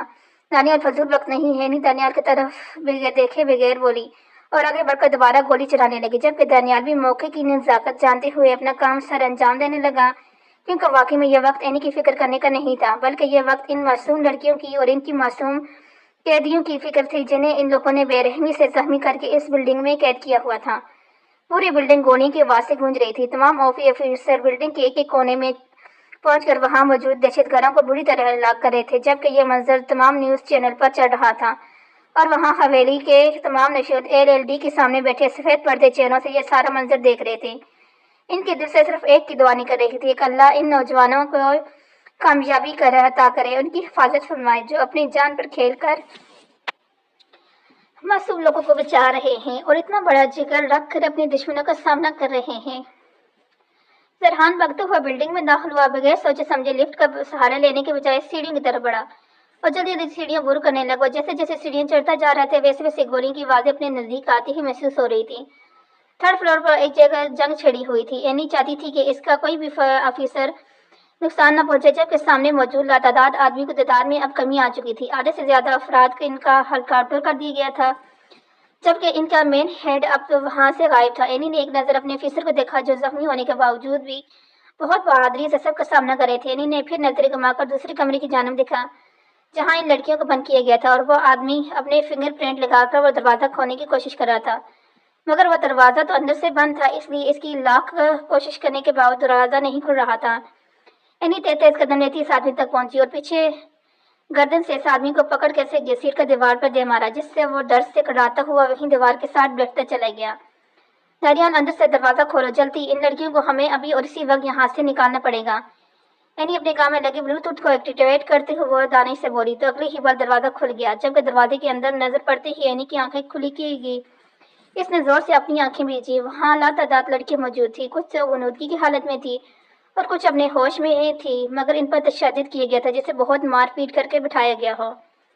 कमरा साउंड प्रूफ होने की वजह से अंदर मौजूद लड़कियों और ऑफिसर बाहर आने वाली गोलियों की आवाज को नहीं सुन सके, जबकि दानिश को दूर से 3 बार महसूस हुआ था जैसे बाहर गोलियां चल रही हों, क्योंकि विंडो का शीशा टूट चुका था और थोड़ी थोड़ी आवाज आ रही थी, मगर इसे ये नहीं मालूम था कि गोलियां इसी फ्लोर पर चल रही हैं। ऑफिसर जल्दी से इन सबको लेकर यहाँ से निकले। एनी अपने ऑफिसर को देखती ऊंची आवाज में बोली तो वो ऑफिसर जल्दी से इन लड़कियों के दरमियान घेरा बनाए गए। एनी अपनी पूरी आर्मी फोर्स के साथ आई थी। इनके दुश्मनों की तादाद लातादाद थी, तो एनी के ऑफिसर भी हजारों की तादाद में थे اتنے کمزور ہرگز نہیں تھے کہ تھوڑی سی زخمی ہونے پر ہار مان جاتے۔ ان کی ٹریننگ لینڈ سکندر نے کی تھی، اور ایک آرمی آفیسر کبھی کمزور نہیں ہونا، خاص طور پر وہ آرمی آفیسر جس کی ٹریننگ کے سینئر بہادر آفیسر نے کی ہو۔ یقیناً اینی کے آفیسر بھی ان کی طرح بہادر بے خوف تھے، اسی لیے بغیر کسی ڈر دشمنوں کا سامنا کر رہے تھے اور ڈٹ کر ان کے سامنے کھڑے تھے، جبکہ اب تک آدھے سے زیادہ دشمنوں کا وہ خاتمہ کر چکے تھے۔ سرحان تھرڈ فلور میں داخل ہوا تو سامنے سے ہی کچھ آفیسر لڑکیوں کو لے کر سیڑھیوں کی جانب بڑھ رہے تھے۔ سرحان کو سب کو دیکھ کر نظر انداز کر گیا، کیونکہ یہ وقت کسی کو دیکھنے کا نہیں تھا، یہ وقت ان بچیوں کی حفاظت تھا۔ سرحان نے آگے بڑھ کر پوری فلور میں نظر ڈالی، ہر طرف پولیس آفیسر تھے اور گولیاں ابھی تک چل رہی تھی۔ مقابلہ ابھی تک ہو رہا تھا، جبکہ سفید فرش پر تیرتا ہوا خون سامنے ہی سے زخمی حالت میں کچھ آفیسر کے ساتھ اینی دکھائی دی۔ اینی کے بازو سے خون نکل کر اس کی شرٹ میں جذب ہو رہا تھا، جبکہ خون کے کچھ قطرے زمین پر گر رہے تھے، مگر اسے شاید اس چیز کی کوئی پرواہ نہیں تھی۔ وہ مسلسل سامنے موجود دشمنوں پر نشانہ باندھ کر گولیاں چلا رہی تھی۔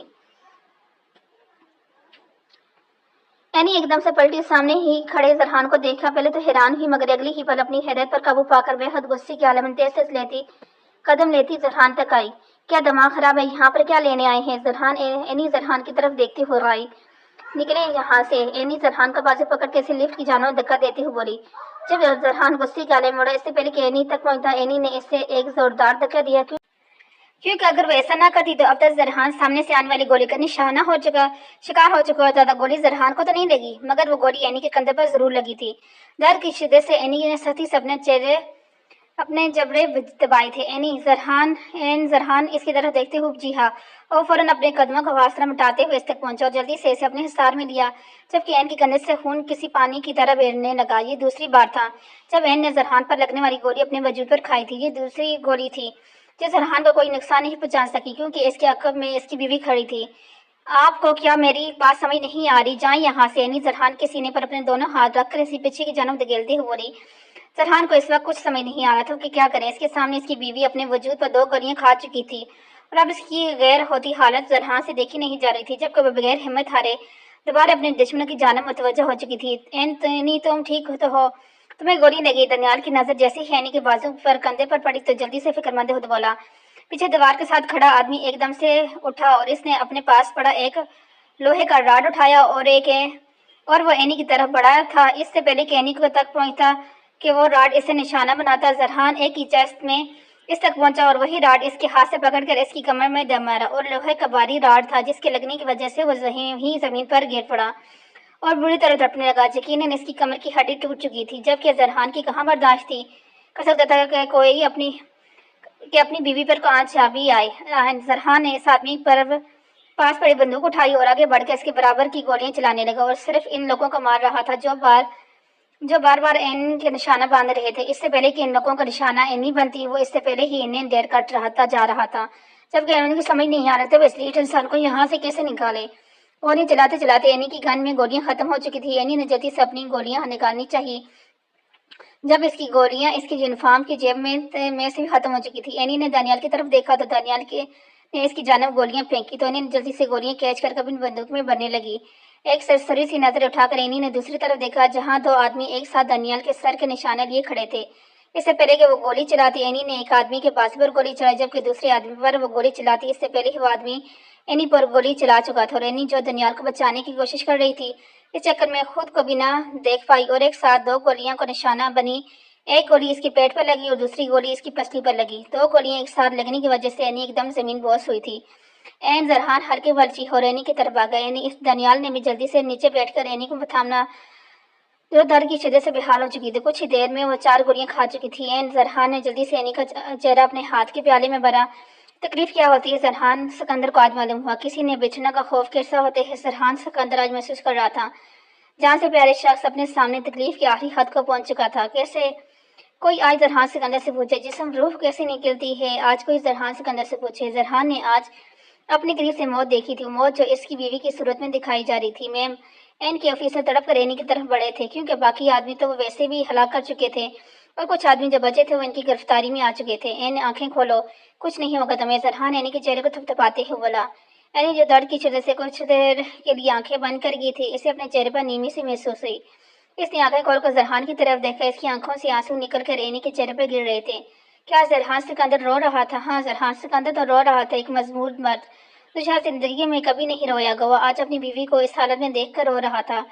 इसे खुद नहीं मालूम था कि इसकी आंखों से आंसू किसी रवानी में बह रहे हैं। सिर्फ इतना पता था कि इसके जिस्म से इसकी रूह बेदर्दी से खींची जा रही है। ऑफिसर जल्दी जाएं, इस बिल्डिंग में मौजूद तमाम लोगों को यहाँ से निकालें। दानियाल अपने ऑफिसर की तरफ देखते हुए बोला तो जल्दी से आगे बढ़ गई। कमजोर नहीं हूँ मैं, मैंने जरहान की तरफ देखते हुए बोली और फिर इसके कंधे पर हाथ रखकर हिम्मत करते हुए खड़ी हुई।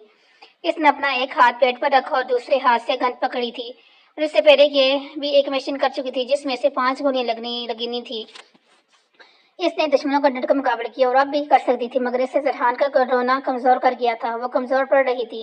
वो नहीं चाहती थी जरहान मजीद वहां रुके, इसलिए इसने दनियाल को इशारे किया वो किसी तरह जरहान को यहाँ से भेज दे। जबकि अब इसमें बोलने की हिम्मत बिल्कुल नहीं बची थी। इससे पहले कि दनियाल जरहान से कुछ किया था, सामने मेथड डाटा दिखाई दिया। वो एक 7 साल बच्ची के सर पर गन ताने खड़ा था। वो बच्ची शायद यहीं रहेगी थी जो अब इस जालिम के हाथ लग चुकी थी, जबकि अब ट्रैक पर भी उंगली रख चुका था। मेरे करीब आने की कोशिश मत करना वरना मैं सोचूंगा नहीं, इस दिमाग उड़ा दूंगा। वो अपनी जख्मी बाजू पर एक नजर डालकर दूसरी नजर एनी को देखते हुए बोला। इसकी नजर में नफरत थी। जिस नफरत से वो एनी को देख रहा था यकीनन एनी को कोई भी नुकसान पहुंचा सकता था। इस बच्ची को छोड़ दो वरना कुत्ते से भी ज्यादा बदतरीन मौत दूंगा मैं तुझे। जरहान इस आदमी की तरफ देखते हुए दौड़ा, जबकि अपने दोनों हाथों से वो एनी को थामने खड़ा था। तो क्या तू मुझे क्या कुत्ते की मौत देगा? मैं इससे पहले ही इसे मार दूंगा। वह जरहान की तरफ देखते हुए बोला और फिर ट्रैक पर अपना दबाव बढ़ाया। इससे पहले कि गोली बंदूक से निकल बच्ची के दिमाग को चीरती, दनियाल पीछे से भागता हुआ इस तक पहुंचा और एक जोरदार टांग इसके पेट में दे मारी, जिससे इसकी बंदूक जमीन पर गिरी और वह खुद भी जमीन पर गिर चुका था। वो बच्ची बेहद डरी सहमी होती रो रही थी। एनी ने हिम्मत जमा करते हुए आगे से कदम बढ़ाए और बच्ची का हाथ थामा। दूसरे हाथ में इसके पेट पर था खून से भी भरा हाथ एनी ने अपने पेट से हटाया। अपने साथ से जरहान का हाथ पकड़कर इस बच्ची का हाथ जरहान के हाथ में थमा दिया। इस बच्ची को लेके जाएं जरहान, देखते हुए बोली। जरहान तड़प कर नफी में सर डाला। फौरन एनी को प्रसार में लिए अपने लब इसके माथे पर रखे। इसकी आंखों से कितने आंसू टूट कर एनी के माथे पर गिरे थे वो नहीं जानता था, मगर एनी महसूस कर चुकी थी। इसे ले जाएं, आपको मेरी कसम। एनी जरहान की तरफ देखते टूटे फूटे अल्फाज में बोली। इसे मालूम था जरहान यहाँ से हरगिज नहीं जाएगा, इसलिए इसने जरहान को अपनी कसम दे दी, जबकि जरहान के लिए यहाँ एक कदम भी उठाना बेहद मुश्किल था। एक बताने की कसम देने पर जरहान तड़पते हुए की तरफ देखा, जिसकी आंखें दर्द की शिद्दत से सुर्ख पड़ चुकी थी। चेहरा सफेद पड़ रहा था और जिस्म से बेतहाशा खून बह रहा था। जरहान कोई भी हरकत करते हुए न देखे। एनी ने दानियाल की तरफ उम्मीद भरी नजरों से देखा। दानियाल कुछ नहीं कर सकता था, मगर वो आगे बढ़े। इसने एक हाथ से इस बच्ची का हाथ थामा, दूसरे हाथ से जरहान का बाजू पकड़ा और तैसे कदम लेता वहां से निकला। जरहान किसी ट्रांस की कैफियत में इसके साथ चलता जा रहा था, क्योंकि एनी की कसम इससे तोड़ गई थी। एनी ने डबडबाती आंखों से जरहान की बश को देखा। कुछ लम्हों में ही वहां से गायब हो चुका था। फिर इसने नजर उठाकर सामने देखा, जहां आदमी अब दोबारा उठकर जमीन पर पड़ी गन को उठा चुका था। इतनी जल्दी हार मारने वालों में से नहीं हूं मैं, अगर तुमने हमें हराया तो छोड़ूंगा मैं तुम्हें भी नहीं। वो आदमी एनी की तरफ देखते हुए बोला। तो एनी ने अपनी गन उठाकर निशाना इस पर बांधा। मार देना, इतना जल्दी क्या है? पहले सुन तो लो, इस बिल्डिंग में मैंने एक बम फिट किया हुआ है जो अगले 1 मिनट में फट जाएगा। इस बिल्डिंग में जितने भी तुम्हारे ऑफिसर हैं मौजूद हैं सब जान से मारे जाएंगे। वो आदमी कहते हुए आखिरी बार केक लगाने लगा। एनी ने बगैर इसे कोई जवाब दिया अपनी धंधलाती आंखों से एक गोली चलाई थी। वो गोली सीधा इसके आदमी के सीने पर लगी थी, मगर गिरते गिरते भी इस आदमी ने एनी पर 3 गोलियां चलाई थी और एनी के सीने को चीरती चलेगी। एनी एकदम से जमीन पर गिरी। दर्द की शिद्दत इतनी थी कि इसकी सांस भी नहीं ले जा रहा था। इसने बेहतियार अपने सांस अंदर खींचने की कोशिश की, मगर इसका जिस्म इसे साथ छोड़ चुका था। एनी ने अपनी आंखें खोलने की कोशिश की, जब इसकी पलकें उठने से इनकारी हो गई।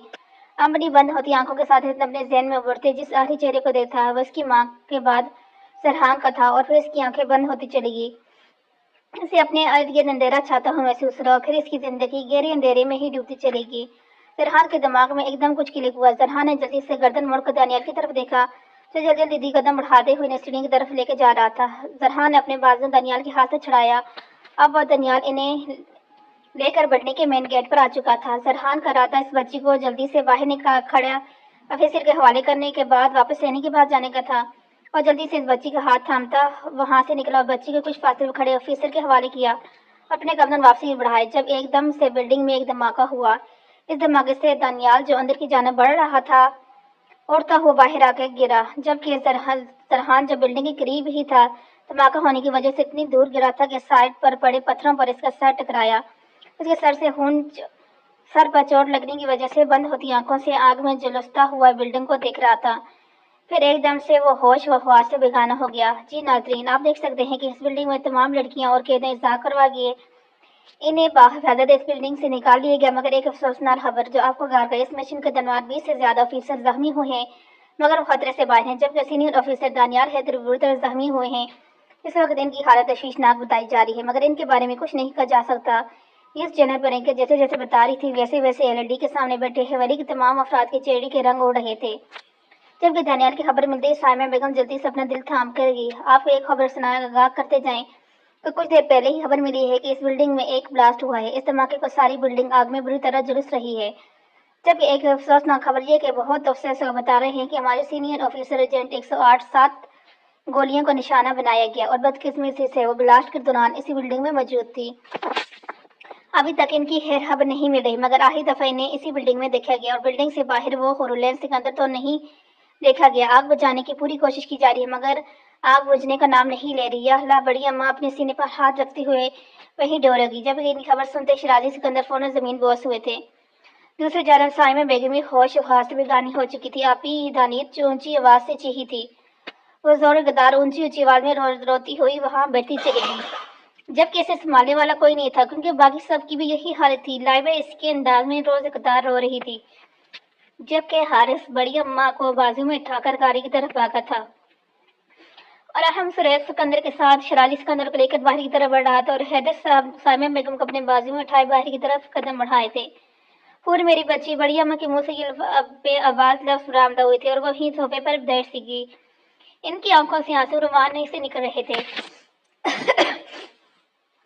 जो थमने का नाम ही नहीं ले रहे थे। जबकि जीनत बेगम तहाशा रोते हुए कभी फारिया को संभाल रही थी, कभी लाइबा को और कभी दानिर को। ऐसा नहीं हो सकता था, आप ही हमें छोड़कर नहीं जा सकती। इन्होंने बोला तो ये सब झूठ बोल रहे हैं।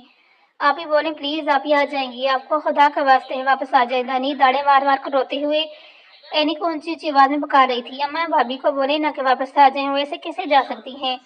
इन्होंने अभी कोई तक कुछ नहीं देखा, इन्हें तो किसी से मोहब्बत भी नहीं मिली। अम्मा, हमारे पास भी माँ बाप थे ना, हमें तो सब कुछ मिला और इन्हें कुछ नहीं मिला। बोले ना वो वापस आ जाए, हम सब इन्हें बहुत मोहब्बत देंगे। अम्मा, इन्हें कोई तकलीफ नहीं देंगे। फारिया रोज कदार होते हुए जीनत बेगम से इल्तिजा कर रही थी। वे कहाँ से न हुए बच्ची? जीनत बेगम रोती बरकती फारी को अपने सीने से लगाते हुए बोली। वो भी जरूरदार रो रही थी। आखिर उन्होंने भी इसे अपनी बेटी माना था। जैसे इसके लिए फारिया लाइबा थी, वैसे ही इनके लिए हुर भी थी। वो किस तरह से ये बात बोल रही थी, ये सिर्फ वही जानती थी। जहाँ कल तक हवेली में खुशियों के आशाने बज रहे थे, अब मातम बिछ चुका था। हवेली वालों पर क़यामत टूट पड़ी थी। बहुत ही इमोशनल सीन था जो भी गुजरा है। इस वक्त अरहम, हारिस और हैदर साहब अस्पताल के कॉरिडोर में मौजूद थे। हैदर साहब वहां पर मुंडाल से बैठे हुए थे, जब अरहम ने तसल्ली देने की कोशिश कर रहा था। एक तो बेटी की हालत से इन्हें निडाल कर दिया था, दूसरा दुख जो इन्होंने एनी की तरफ से मिला था वो इन्हें सही से सांस भी नहीं लेने दे रहा था। जबकि हारिस और अरहम के चेहरे पर दुख साफ दिखाई दे रहा था। बड़ी अम्मा का बीपी शूट हुआ था और इस वक्त वो अस्पताल में एडमिट हो चुकी थी। इनका बीपी नॉर्मल नहीं हो रहा था, इसलिए इन्हें अस्पताल रखा गया था। साइमा बेगम स्ट्रेस की वजह से बेहोश हो गई थी, मगर अभी इन्हें होश नहीं आया था और शराजी सिकंदर को मेजर अटैक हुआ था और इस वक्त आईसीयू में इनका ऑपरेशन चल रहा था। कौन जानता था इस हवेली वाला पर क़यामत टूटेगी, जहां अपने ही अपनों को नहीं संभाल पा रहे थे। कुछ ही देर गुजरने के बाद आईसीयू का दरवाजा खुला, डॉक्टर बाहर निकले तो और हम जल्दी से आगे बढ़कर, आप शराजी सिकंदर क्या लगते हैं? डॉक्टर अरहम की तरफ देखते हुए बोला, मैं इनका भतीजा हूँ, आप बेटा समझ लें। अरहम ने अपना तारुफ करवाया। देखिए, शराजी सिकंदर को मेजर अटैक हुआ है, जिसकी वजह से इनके दिल की सारी नालियां बंद हो चुकी हैं। अगर आप ज़रा सी देर कर देते तो हमें मजबूरन बाईपास करना पड़ता, लेकिन अब वो ठीक है, मगर कुछ ऐसा चल नहीं पाएंगे और ना ही ज़्यादा बोल पाएंगे। आपने इनका ख्याल रखना है और बहुत ज़्यादा एहतियात करनी है, वो डॉक्टर अरहम की तरफ देखते हुए बोला। जबकि डॉक्टर की बात सुनकर हूँ जैसे सातों आसमान उनके सर पर आके गिरे हैं, क्योंकि डॉक्टर बोल रहा था ना वो चल पाएंगे और ना ही बोल पाएंगे। यानी बेटी के सामने एक बहादुर आदमी फिर को आसमान से लाकर जमीन पर पटक दिया था। अरहम सोचा करता था कि शराजी सिकंदर तो बहुत जवान और बहादुर ऑफिसर हैं, इन्हें तो जिंदगी में कुछ भी नहीं होगा। मगर आज इसकी सारी सोचों का पानी फिर गया था, क्योंकि शराजी सिकंदर ने बहुत बड़ा शॉक दिया था। डॉक्टर की बात सुनकर हैदर साहब जो पहले ही नडाल पड़े थे वहीं बेच पर डेट हो गए, जबकि हारिस और हम भी बेहद परेशानी के आलम में एक दूसरे को देख रहे थे। या खुदाया, ये सब क्या हो रहा है? कोई समझ नहीं आ रहा, हम किस बात का गम मनाएं और किस बात का ना मनाएं। अरहम बेसब्र सब्र का गोंद बढ़ते हुए बोला। हवेली में हर तरफ सुकून का समा था। हवेली बिल्कुल सुनसान दिखाई दे रही थी क्योंकि कोई भी अपने कमरे से बाहर नहीं निकला था। आज दूसरा दिन था और हवेली के किसी भी फर्द ने खाना तक नहीं खाया था। इन पर तो पानी के एक घूंट भी हराम हो चुका था। बड़ी अम्मा साइमा बेगम को हवेली वापस लाया जा चुका था, मगर बड़ी अम्मा की तबीयत अब भी ठीक नहीं थी। तो साइमा बेगम बिल्कुल खामोश थी। वो एक बार भी अस्पताल में दानियाल से मिलने नहीं गई थी। वो किस गम में ने डाल हुआ था ये सब ही जानते थे, क्योंकि बाकी सब भी इसी गम में डूबे हुए थे। इस मजीद परेशान करने वाली खबर जरहान और दनियाल की थी, क्योंकि आज 2 दिन हो चुके थे और जरहान के होश नहीं किया था। सर में लगने वाली चोट की वजह से वो 2 दिन से बेहोश था, जबकि दानियाल खबरदारी से बाहर था, बिल्कुल ठीक था, इसे होश आ चुका था और डॉक्टर ने अगले दिन डिस्चार्ज कर दिया था। मगर दानियाल अभी तक यह खबर नहीं छिपाई गई थी कि इस बुलाश में इन्हीं मारी गई है। यहाँ तक कि इस बिल्डिंग में इसकी लाश तक बरामद नहीं हुई थी। दानियाल हवेली में दाखिल हुआ तो हर तरफ खामोशी का राज था। तूफान के आने के बाद खामोशी। दानियाल आगे बढ़ा और हर तरफ नजर गमाने लगा, क्योंकि जब से वो होश में आया था वो डॉक्टर से सिर्फ एक ही सवाल करा था, यहाँ इसके साथ इसकी सीनियर ऑफिसर को बुलाया गया या नहीं, जबकि डॉक्टर ने इसे कोई जवाब नहीं दिया। दानियाल को दानिश ने हवेली ड्रॉप किया, मगर 1000 बार पूछने के बावजूद भी दानिश ने कोई जवाब नहीं दिया। इसके पास कोई जवाब था ही नहीं। वो चाहता तो अपना दिल चीर के इसके आगे रख देता। वो बताता कि एनी के गम में वो अंदर ही अंदर कितना मर रहा है, मगर दानियाल की हालत को देखते हुए वो चुप रहा, जबकि दानियाल की बेचैनी बढ़ती जा रही थी। दानियाल लाउंज में दाखिल हुआ। सामने से साइमा बेगम बैठे दिखाई दी, जिनके करीब ही बैठी फारिया इन्हें खाना खिलाने की कोशिश कर रही थी, मगर वह एक नौरा तक नहीं खा रही थी, बल्कि बार बार हाथ पीछे झटक रही थी, जबकि फारिया आंखों में आंसू लिए बार बार इन्हें कुछ न कुछ खिलाने की कोशिश कर रही थी। मॉम, दानियाल साइमा बेगम की तरफ देखते हुए बोला। दानियाल की आवाज सुनते साइमा बेगम फौरन सफे से उठी। दानियाल साइमा बेगम दानियाल की तरफ देखते हुए बोली। उसके गले लगकर जोर कतार रोने लगी। वो जो 2 दिन से चुप थी, इनके दिल का तो गुबार आज निकल रहा था। जबकि न रोता देख दानियाल परेशान हो गया। मॉम, आप रो क्यों नहीं? क्या हुए? एन कहाँ है? दानियाल के दिल में एकदम से एक डर सा बैठा। मॉम बताइए, एनी कहाँ है? सामने बेगम खामोश देखकर दानियाल ने फिर से बोला। वो नहीं आई। दानियाल ने इसने बोला था ना, तो कभी ने हमें नहीं छोड़ेगी, मगर वो वापस नहीं आई। दानियाल, साइमा बेगम दानियाल की तरफ देखती हुई बोली। तो दानियाल ने बेयकीनी से साइमा बेगम की तरफ देखा, जैसे इसके मुंह से निकले गए अल्फाजों को समझने की कोशिश कर रहा हो। उसे समझ तो आ गया, मगर वो यकीन ना कर रहा जा रहा था। आप क्या बोल रही हैं मॉम? ऐसा नहीं हो सकता। दानियाल आंखों के सामने वो मंजर रहा जब एनी को गोलियां लगी थी और इसे वहीं छोड़कर जरहान और बच्ची के साथ बिल्डिंग के बाहर आई। मगर ब्लास्ट होने के बाद क्या हुआ इसे कुछ याद नहीं था। अब इसके दिल इतनी जोर से धड़क रहा था कि अपनी धड़कनों का शुमार करना इसके लिए बेहद मुश्किल था, जबकि इसका दिमाग ये बात मानने को कबूल ही नहीं कर रहा था कि एनी इस ब्लास्ट में मारी गई है। ऐसा ऐसे ही वो जा चुकी है। सब कुछ छोड़कर सब लॉन्च में दाखिल होते बोले। इनकी आवाज में निमी थी। नहीं डैड, ऐसा नहीं हो सकता। वो कैसे जा सकती है हम सबको छोड़कर? इसने बोला था वो किसी को छोड़ के नहीं जाएगी। आप सबको जरूर कोई गलतफहमी हुई है। वो ठीक है, मैं अभी जाऊंगा तो इसे लेके आऊंगा। दानियाल हैदर साहब की तरफ देखते हुए बोला और वहां से मुड़कर बाहर की जानब जाने लगा, जब हैदर साहब ने इसका हाथ पकड़ लिया, क्योंकि इसका जिस्म आगे ही पट्टियों से लिपटा हुआ था, क्योंकि इसे ब्लास्ट में बहुत सी चोटें आई थी और बहुत मुश्किल से चढ़ रहा था। वो कभी वापस नहीं आएगी, वो जा चुकी है। हैदर साहब दानियाल की तरफ देखते हुए संजीदगी से बोले, जब दानियाल को अपने अंदर कुछ टूटता हुआ महसूस हुआ। उसे यकीन नहीं आ रहा था जो अल्फाज इसके माँ बाप बोल रहे हैं वो सच है। डैड, मेरी बात सुने, ऐसे नहीं है। वो बिल्कुल ठीक है। ठीक है, वो कैसे जा सकती है? ऐसे कुछ नहीं हो सकता। दानियाल अब डूबते दिल के साथ फिर से बोला। होश करो दानियाल। हैदर हुरलेन अब इस दुनिया में नहीं रही, वो जा चुकी है। सबको छोड़कर यकीन कर लो इस बात का। हैदर साहब ने इसे छोड़ते बोला। नहीं नहीं, ऐसा नहीं हो सकता। दानियाल एकदम से घुटनों के बाद फर्श पर बैठ कर गिरा था। जब हैदर साहब ने तड़प कर दानियाल को थामना चाहा, इसे कैसे हो सकता है? इसने बोला था वो कभी नहीं जाएगी, फिर वो कैसे जा सकती है? दानियाल की आंखों से आंसू रुमानी से निकलने लगे, जबकि यहाँ खड़ी फारिया साइमा बेगम से सब्र करना नामुमकिन था। उस सब्र बांधकर फारिया को कब से रोना बंद बैठी थी, वो टूट चुका था। अब वो वहीं पर बैठकर जोर बता रो रही थी। यानी तुम नहीं जा सकती, तुम ऐसे नहीं कर सकती। यानी वापस आ जाओ। दानियाल रोते हुए चलाया था। दानियाल, हैदर साहब ने दानियाल को थमना चाहा, मगर वो कहाँ इसे संभाला जा रहा था। एनी को वापस ले आए डैड। आपको मालूम होने का इससे बेहतर दोस्त मेरे लिए कोई नहीं है इस दुनिया में। मैं खुद दादारी से वापस ले आई। दानियाल बलक बलक रोते हुए बोला। हैदर साहब कुछ मांग रहा था जो इसे ला कर देना हैदर साहब के पास से बाहर था।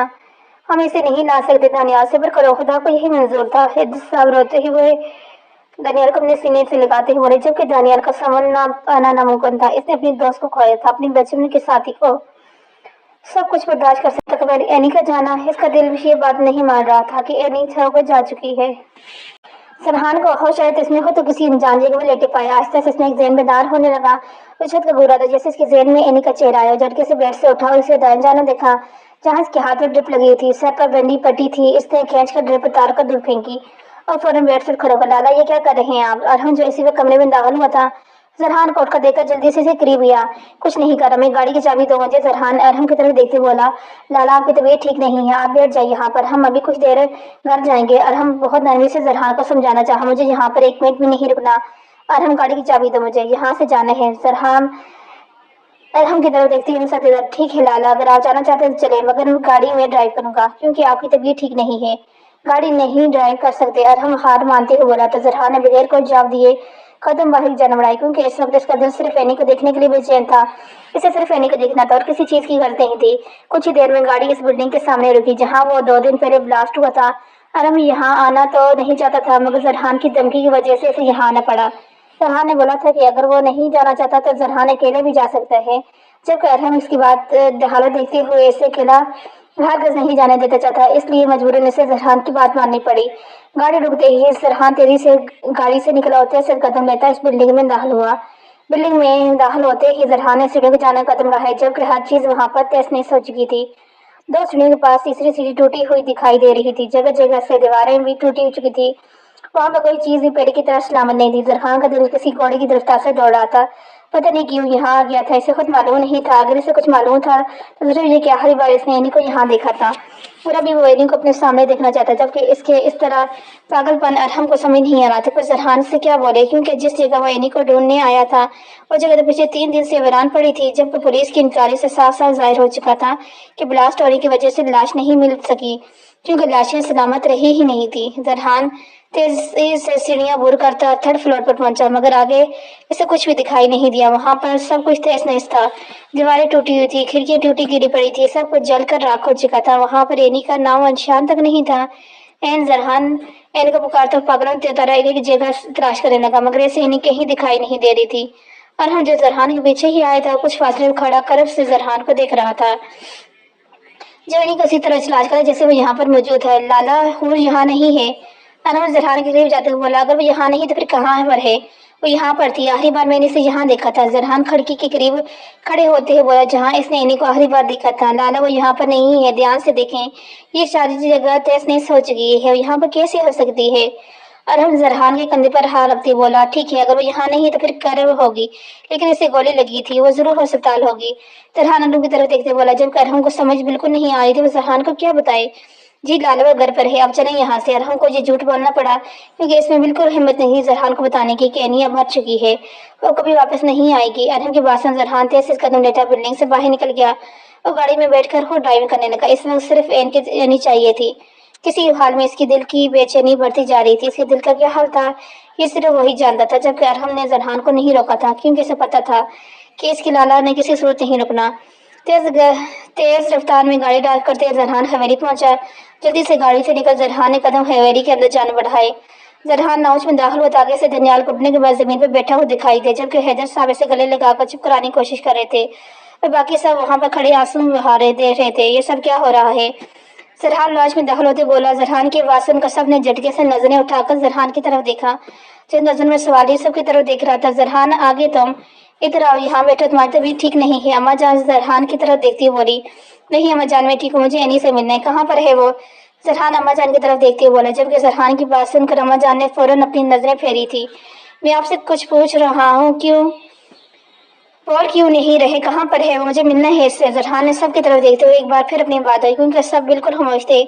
मर चुकी है वो। दानियाल अपना सर उठाकर जरहान की तरफ देखते बोला, जबकि दानियाल के बोलते ही हर तरफ सुकून छा गया। क्या कहा तुमने? जरहान दानियाल की तरफ देखते बोला, जैसे इसके पहले बोले गए अल्फाज समझ में नहीं आए। मैंने बोला मर चुकी है वो तुमने मारा है इसे। दानियाल शोला बरसाती आंखों से जरहान के रूबरू खड़ा होते हुए बोला, क्या बकवास कर रहे हो? वो नहीं मर सकती। तुम इसके बारे में ऐसे अल्फाज किस तरह बोल सकते हो? जरहान दानियाल की तरफ देखते हुए दौड़ा, जिस तरह तुमने इसे मारा इसी तरह मैं भी बोल रहा हूँ। अगर तुम वहां पर ना आते तो एनी आज हमारे दरमियान मौजूद होती। तुम वहां पर आए, तुम्हें देखकर वो कमजोर पड़ी, तुमने मारा हमारी एनी को, तुम गुनाहगार हो। जरहान सिकंदर दानियाल जरहान का गिरबान पकड़ते हुए ऊंची आवाज में दौड़ा था। کیا کہہ رہے ہو تم دونوں؟ یہ سب چھوڑو اسے۔ دنیال سریف سکندر آگے بڑھ کر دنیال کے ہاتھ سے دنیال زرحان کے گردان چھڑاتے ہوئے سختی سے بولے، جبکہ زرحان کے چہرے پر اتنی بے یقینی تھی کہ اسے یقین نہیں آ رہا تھا۔ دنیال بولے کہ الفاظ سچے ہیں۔ بابا یہ کیا بول رہے ہیں؟ میری یہ نے کہا ہے۔ زرحان سریف سکندر دیتے بولا، یہاں پر نہیں ہے، بلاسٹ ماری گئی ہے اور اب وہ کبھی واپس نہیں آئے گی۔ سریف سکندر زرحان کی طرف دیکھتے ہوئے دردی سے بولے، کیونکہ پہلے ہی وہ ایک بیٹی کھو چکے تھے اور اب بیٹے کی یہ حالت دیکھنا ان کے لیے ناقابل قبول تھا۔ اماں جان، بابا کیا بول رہے ہیں؟ کہاں پر ہے وہ؟ آپ لوگ مجھے مت تنگ کریں، مجھے بتا دیں وہ کہاں پر ہے۔ زرحان چلتا اماں جان کے قریب آیا اور ان کے دونوں ہاتھ تھام کر التجائی لہجے میں التجا کرنے لگا، بیٹا سچ کہہ رہے ہیں تمہارے پاپا، وہ چلی گئی ہے، وہ کبھی واپس نہیں آئے گی۔ اماں جان آنسو کی روانی کے درمیان زرحان کی طرف دیکھتی بولی، آپ سب یہ کیا بول رہے ہیں؟ ایسا کیسے ہو سکتا ہے؟ وہ کیسے جا سکتی ہے؟ زرحان ایک جھٹکے سے اماں جان کے دونوں ہاتھ چھوڑتے ہوئے بولا، وہ نہیں جا سکتی، وہ زندہ ہے۔ دیکھیں آپ سب دیکھیں، میری سانسیں چل رہی ہیں، میرا دل بند نہیں ہوا۔ پھر وہ کیسے مر سکتی ہے؟ اگر وہ مر کی چکی ہوتی تو میری سانسیں بھی نہ لے رہا ہوتا، کیونکہ میری سانسوں کی روانی وہ ہے اور ایسے نہیں کر سکتی، وہ مجھے چھوڑ کے نہیں جا سکتی۔ اس نے مجھ سے وعدہ کیا تھا کہ وہ مجھے کبھی چھوڑ کر نہیں جائے گی، وہ وعدہ خلافی نہیں کرتی، مجھے چھوڑ کر نہیں جا سکتی، وہ نہیں مر سکتی۔ زرحان یوں بولتا ہوا کوئی دیوانہ معلوم ہو رہا تھا، وہ دیوانہ جو اپنی ہی محبت کے مرنے کا یقین نہیں کر رہا تھا۔ میرا بچہ صبر کرو، قسمت کو یہی منظور تھا۔ اماں جان زرحان کا ہاتھ پکڑتے ہوئے روتے ہوئے بولی، قسمت کو کوئی قسمت، یہ تو وہی قسمت ہے نا جس نے میرے نصیب میں ان کو لکھا تھا، پھر وہ کیسے مجھ سے دور جا سکتی ہے؟ میری قسمت ایسی نہیں ہو سکتی، وہ نہیں مر سکتی، وہ نہیں مر سکتی۔ زرحان ایک بار ہی بات رہا تھا، اس کی حالت غیر ہو رہی تھی، کہیں سے بھی وہ زرحان معلوم نہیں ہو رہا تھا جو ایک بہادر مرد تھا، جو آج ہر طرف سے ہارا ہوا مرد دکھائی دے رہا تھا۔ ڈیڈ، زرحان دیوانہ وار اینی کو پکار رہا تھا۔ جب اسے اپنے قریب سے بیلے کی آواز سنائی دی تو زرحان نے جھٹکے سے مڑ کر بیلے کی طرف دیکھا۔ ڈیڈ مم کہاں پر ہے؟ بیلا روتے ہوئے زرحان کی طرف دیکھتے ہوئے بولی، وہ کافی دیر سے یوں ہی رو رہی تھی، شاید وہ اپنے پاس ہونے والی باتوں کو سمجھ رہی تھی، لیکن وہ صرف اینی کو ڈھونڈ رہی تھی جو اسے 2 دن سے کہیں دکھائی نہیں دے رہی تھی۔ آنی کہہ رہی ہیں مم چلی گئی ہیں، ڈیڈ مم کو لے کر آئے۔ بیلا ہچکیوں سے روتی ہوئی بول رہی تھی، جبکہ بیلا کی بات سن کر زرحان ایک دم گھٹنوں کے بل زمین پر گرا تھا، جیسے اس کے کندھوں پر برسوں کا بوجھ ڈال دیا گیا ہو۔ ڈیڈ، مجھے مام کے پاس لانا ہے، لے جائیں مجھے مام کے پاس۔ بیلا زرحان کے قریب آتے ہوئے گلے لگ کر بری طرح روتے ہوئے بولی، جبکہ موجود وہاں باقی سب کو رونے کے لیے دیوار کا سہارا نہیں مل رہا تھا۔ ڈیڈ، مجھے مام کے پاس لے کر چلے نا۔ بیلا اپنا چہرہ اس کی گردن سے نکال کر اس کے چہرے کی طرف دیکھتی ہوئی بولی، جب زرحان نے دنگاتی ہوئی آنکھوں سے پہلے بیلا کا چہرہ کی طرف دیکھا، جو زورگدار ہونے کی وجہ سے بری طرح سوج چکا تھا، جبکہ بیلے کے ہاتھ میں اینی کی ایک تصویر تھی۔ زرحان نے بیلے کے ہاتھ سے آہستہ سے اینی کی تصویر پکڑی۔ اس تصویر میں اینی نے بلیک پاؤں تک آتی فراک پہنی تھی، بال پیچھے کھلے چھوڑے تھے، بالکل ہلکا سا میک اپ میں بے حد حسین لگ رہی تھی۔ اس نے بیلے کو اٹھایا۔ اس تصویر میں بیلا صرف 2 سال کی تھی۔ یہ تصویر بیلا کے ساتھ برتھ ڈے کی تھی۔ زرحان نے کپکپاتے ہاتھوں کی انگلی سے اینی کی تصویر پر آہستہ سے پھیری اور پھر زرحان نے صبر کا بندھا ہوا بند ٹوٹا۔ زرحان کی آنکھوں سے ایک آنسو گرا، دوسرا، تیسرا، پھر چوتھا، اور پھر وہ اینی کی تصویر کو اپنے سینے سے لگائے سر نیچے جگہ بے تحاشا رونے لگا۔ زرحان کی دھاڑوں سے حویلی کی ایک ایک دیوار کانپ اٹھی تھی۔ لالا ارحم نے تڑپ کر زرحان کو تھامنا تھا جو اس کے ہاتھوں سے نکلتا جا رہا تھا۔ کون سنبھال سکتا تھا اتنی مضبوط مرد کو جو اب بری طرح ٹوٹ کر کرچی کرچی ہو چکا تھا۔ پورا لاؤنج حویلی کی ملکنی کی سسکیوں سے گونج رہا، جبکہ سریف سکندر ارحم، جنہوں نے حویلی والوں کو سنبھالنے کے لیے خود کو صبر کے گہرے پیر لگائے تھے، زرحان کا اس طرح رونے پر کہ وہ پہلے بھی ٹوٹ چکے تھے۔ ارحم کی آنکھوں سے آنسو بہہ کر زرحان کے کندھے پر جذب گر رہے تھے، جبکہ سریف روتے ہوئے اپنا سر جھکا چکے تھے۔ وہ کیا کر سکتے تھے؟ کچھ بھی نہیں کر سکتے، وہ جا چکی تھی، اسے لانے کے بس کی بات ہے۔ وہ گزرے گئے وقت کے لیے بہت پچھتا رہی، کاش وہ اینی کو سنبھال کر رکھ لیتے، کاش وہ ایک آنچ نہ آنے دیتے، کاش اس معصوم کی وہ جان بچا سکتے۔ اینی کہتی تھی کہ اس کا وجود بے مول ہے، جو کسی کے لیے کوئی معنی نہیں رکھتا، مگر حور العین سکندر ایک ایسی شخصیت تھی جس کی وجود سب کے لیے جینے کی وجہ تھی۔ آج جب وہ چلی گئی تو سب کی زندگیوں میں ویران کر گئی اور سب کچھ اپنے ساتھ لے کے جا چکی تھی۔ کون کہتا ہے کہ حور العین سکندر کا وجود ایک اکیلی زندگی کا حامل تھا؟ وہ اکیلی وجود بہت سی زندگیوں سے جڑا تھا، بہت سی زندگیاں اس کے ہونے سے تھی جنہیں وہ جاتے جاتے بھی ویران کر گئی تھی۔ بہت مشکل تھی یہ سین، بہت مشکل سے میں نے ریڈ کیا ان کو۔ دانیال اس وقت اپنے کمرے میں کرسی پہ بیٹھا اپنا سر کرسی کے پاس سے ٹکائے اپنی آنکھیں بند کیے ہوئے تھا جب اس کے کانوں میں اینی کی آواز گونجی، یو ایڈیٹ، تم نے کبھی نہیں سمجھ پاؤ گے، تمہاری ڈیوٹی کیا ہے؟ اینی دانیال کو گھورتے ہوئے بولی، تو شاید کوئی کام خراب کر چکا تھا۔ ارے میری بیسٹی، اتنے غصہ کیوں کر رہی ہے؟ مجھے پتہ ہے میری ڈیوٹی کیا ہے۔ دانیال آنکھوں میں شرارت لیے اینی کی طرف دیکھتے ہوئے بولا، जबकि एनी ने एक जोरदार मक्का इसकी कमर में रसीद किया, जिसके वो कराता ही रह गया। बहुत जालिम लड़की हो, किसी दिन तुम मुझे जान से मार दोगी। दानियाल एनी को मसनूई गोली से नवाजते हुए बोला। फिक्र मत करो, बहुत डीठ हो तुम, इतनी जल्दी नहीं मरने वाले। एनी ने बेनियाजी से बोला। मानता हूँ कि मैं इतनी जल्दी नहीं मरूंगा, मगर फिर भी अगर कभी मर गया तो क्या करोगी तुम? दानियाल ने इसे फिर से छेड़ा। पहली बात तो ये कि मैं तुम्हें कभी मरने नहीं दूंगी। तुम अपने माँ बाप का वाहिद सहारा हो, अगर कभी तुम पर मौत का साया मंडलाया भी तो मैं तुम्हें हरगिज मरने नहीं दूंगी। एनी दानियाल की तरफ देखते हुए मुस्कुराकर बोली। अच्छा जी, अगर मुझे बचाने के चक्कर में अगर तुम खुद कुछ हो गया। दानियाल ने जैसे मजाक उड़ाया। तो कोई बात नहीं, मेरा वजूद किसी के लिए जीने का सहारा थोड़ी है, तुम तो अपने माँ बाप का वाहिद सहारा हो। एनी ने खूबसूरती से मुस्कुराहट के साथ इससे खूबसूरत सा जवाब दिया। फजूल मत बताओ, बोला करो एनी। दानियाल को इस बात का जवाब पसंद नहीं आया था, जिसके बदले एनी ने इसे हल्के से हंसते हुए उसके कंधे पर हल्का सा थप्पड़ रसी दिया। दानियाल ने एकदम से अपनी आंखें खोली। इसका कमरा गहरे अंधेरे में डूबा हुआ था। एनी का एहसास दूर दूर तक भी इसे कहीं महसूस नहीं हो रहा था। इसने आज से 3 साल पहले बोला कि आप वो दानियाल के सर पर मंडाने वाली मौत को भी इसके करीब नहीं आने देगी, तो इसने ऐसा ही किया था।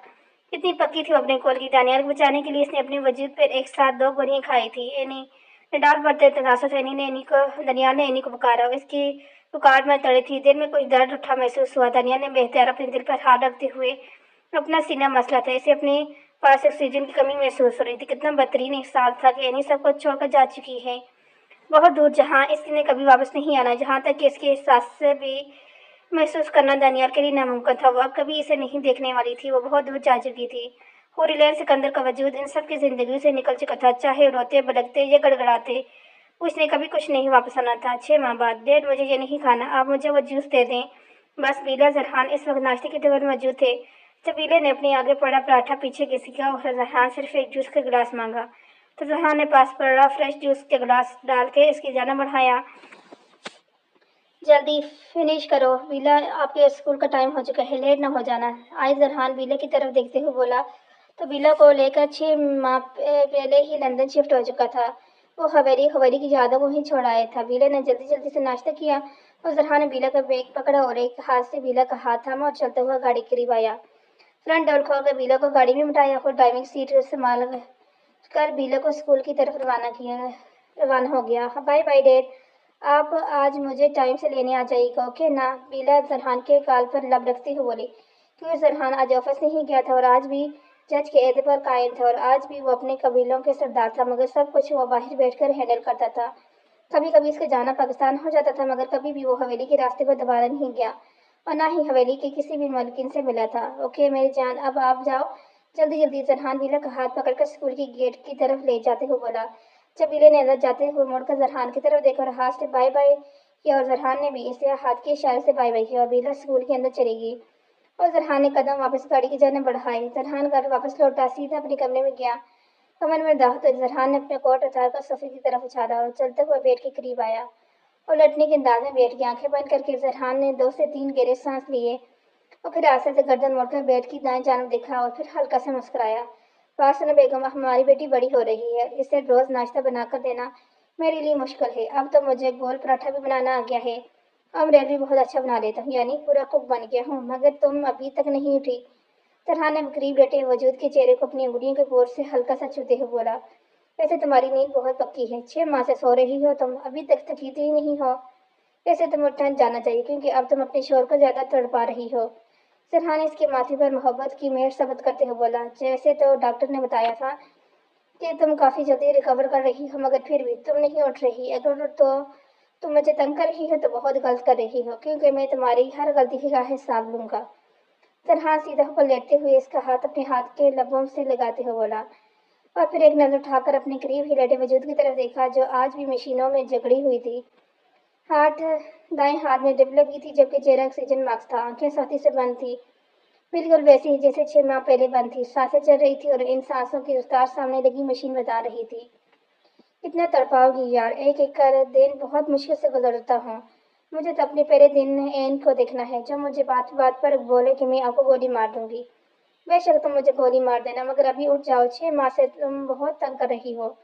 अब मजीद तंग मत करो एन। जरहान जैसे इसके शिकवे की शिकायतें कर रहा था तो साथ ही जा बजाय इसके खूबसूरत चेहरे को मोहब्बत से चूम रहा था। वैसे बेगम, तुम एक बात बताओ, हमारी बेटी की चीटर तुम्हारे शोर पर बुरी तरह फिदा है, फजूल में चांस मारने के चक्करों में रहती है।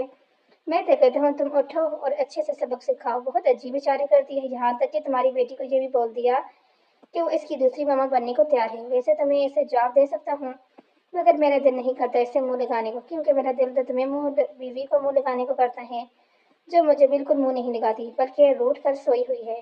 सरहान एनी से मुसलसल बातें कर रहा था कि वो जानता था कि एनी इसे सुन सकती है। डॉक्टर बता चुके थे कि एनी खुद भी बहुत अच्छे तरीके से खुद को रिकवर कर रही है, इसलिए इसे करीब होने वाली तमाम बातें वो आसानी से सुन सकती थी और अपने करीब आने इंसान को महसूस भी कर सकती थी। सरहान एनी को मोहब्बत पाश नजर से देखते हुए अपनी इस बात के करने में मसरूफ था। जब इसकी नज़र इसके ब्राउन होते होंठों पर पड़ी तो सरहान के आहिस्ते से इसके चेहरे से ऑक्सीजन मास्क उतार दिया। स्वीट हार्ट, तुम्हारे होंठ तो सूखे हुए हैं, चलो कोई बात नहीं, अभी इन्हें पहले जैसा गुलाबी कर देते हैं। सरहान दिलकशी से मुस्कुराते हुए बोला और नरमी से झुकते हुए अपनी सांसें यानी कि सांसों में मुंतकिल करने लगे। इसके लफ्ज़ में बेहद नरमी थी, इतनी नरमी कि नहीं खुद बखुद बखूबी महसूस कर सकती थी। कुछ देर बाद सरहान पीछे हटा और नजदीकी से गौर से एनी का चेहरा देखा, जो हल्का हल्का गुलाबी पड़ चुका था, यानी एनी सब कुछ महसूस कर सकती थी। वैसे अब तुम जाना चाहिए, तुम बहुत वक्त ले रही हो एनी। तुम्हारी बेटी मेरे अलावा किसी के हाथ का नाश्ता नहीं करती, और सोचो अगर गांव के लोगों को पता चल गया कि जरहान सिकंदर यानी इनका सरदार लंदन जाने के बाद वहां पर गोल पराठे बनाने का सिर्फ सर अंजाम दे रहा है, तो सोचो इन पर क्या गुजरेगी। जरहान इन्हीं की तरफ देखते हुए बोला और फिर आखिर में खुद ही हंस दिया। ये इसका मामूल बन चुका था। वो रोजाना इनसे बातें कर इस तरह करता था कि कई घंटों तक इसे सिर्फ एनी के उठने का इंतजार था, जो वो 6 माह से कर रहा था। पिछले 4 माह से डॉक्टर बोल रहे थे कि एनी जल्द ठीक हो जाएगी, मगर वो ठीक नहीं हो रही थी। जरहान का इंतजार बढ़ता जा रहा था और रोज बेसब्री से एनी के ठीक होने का इंतजार करता था।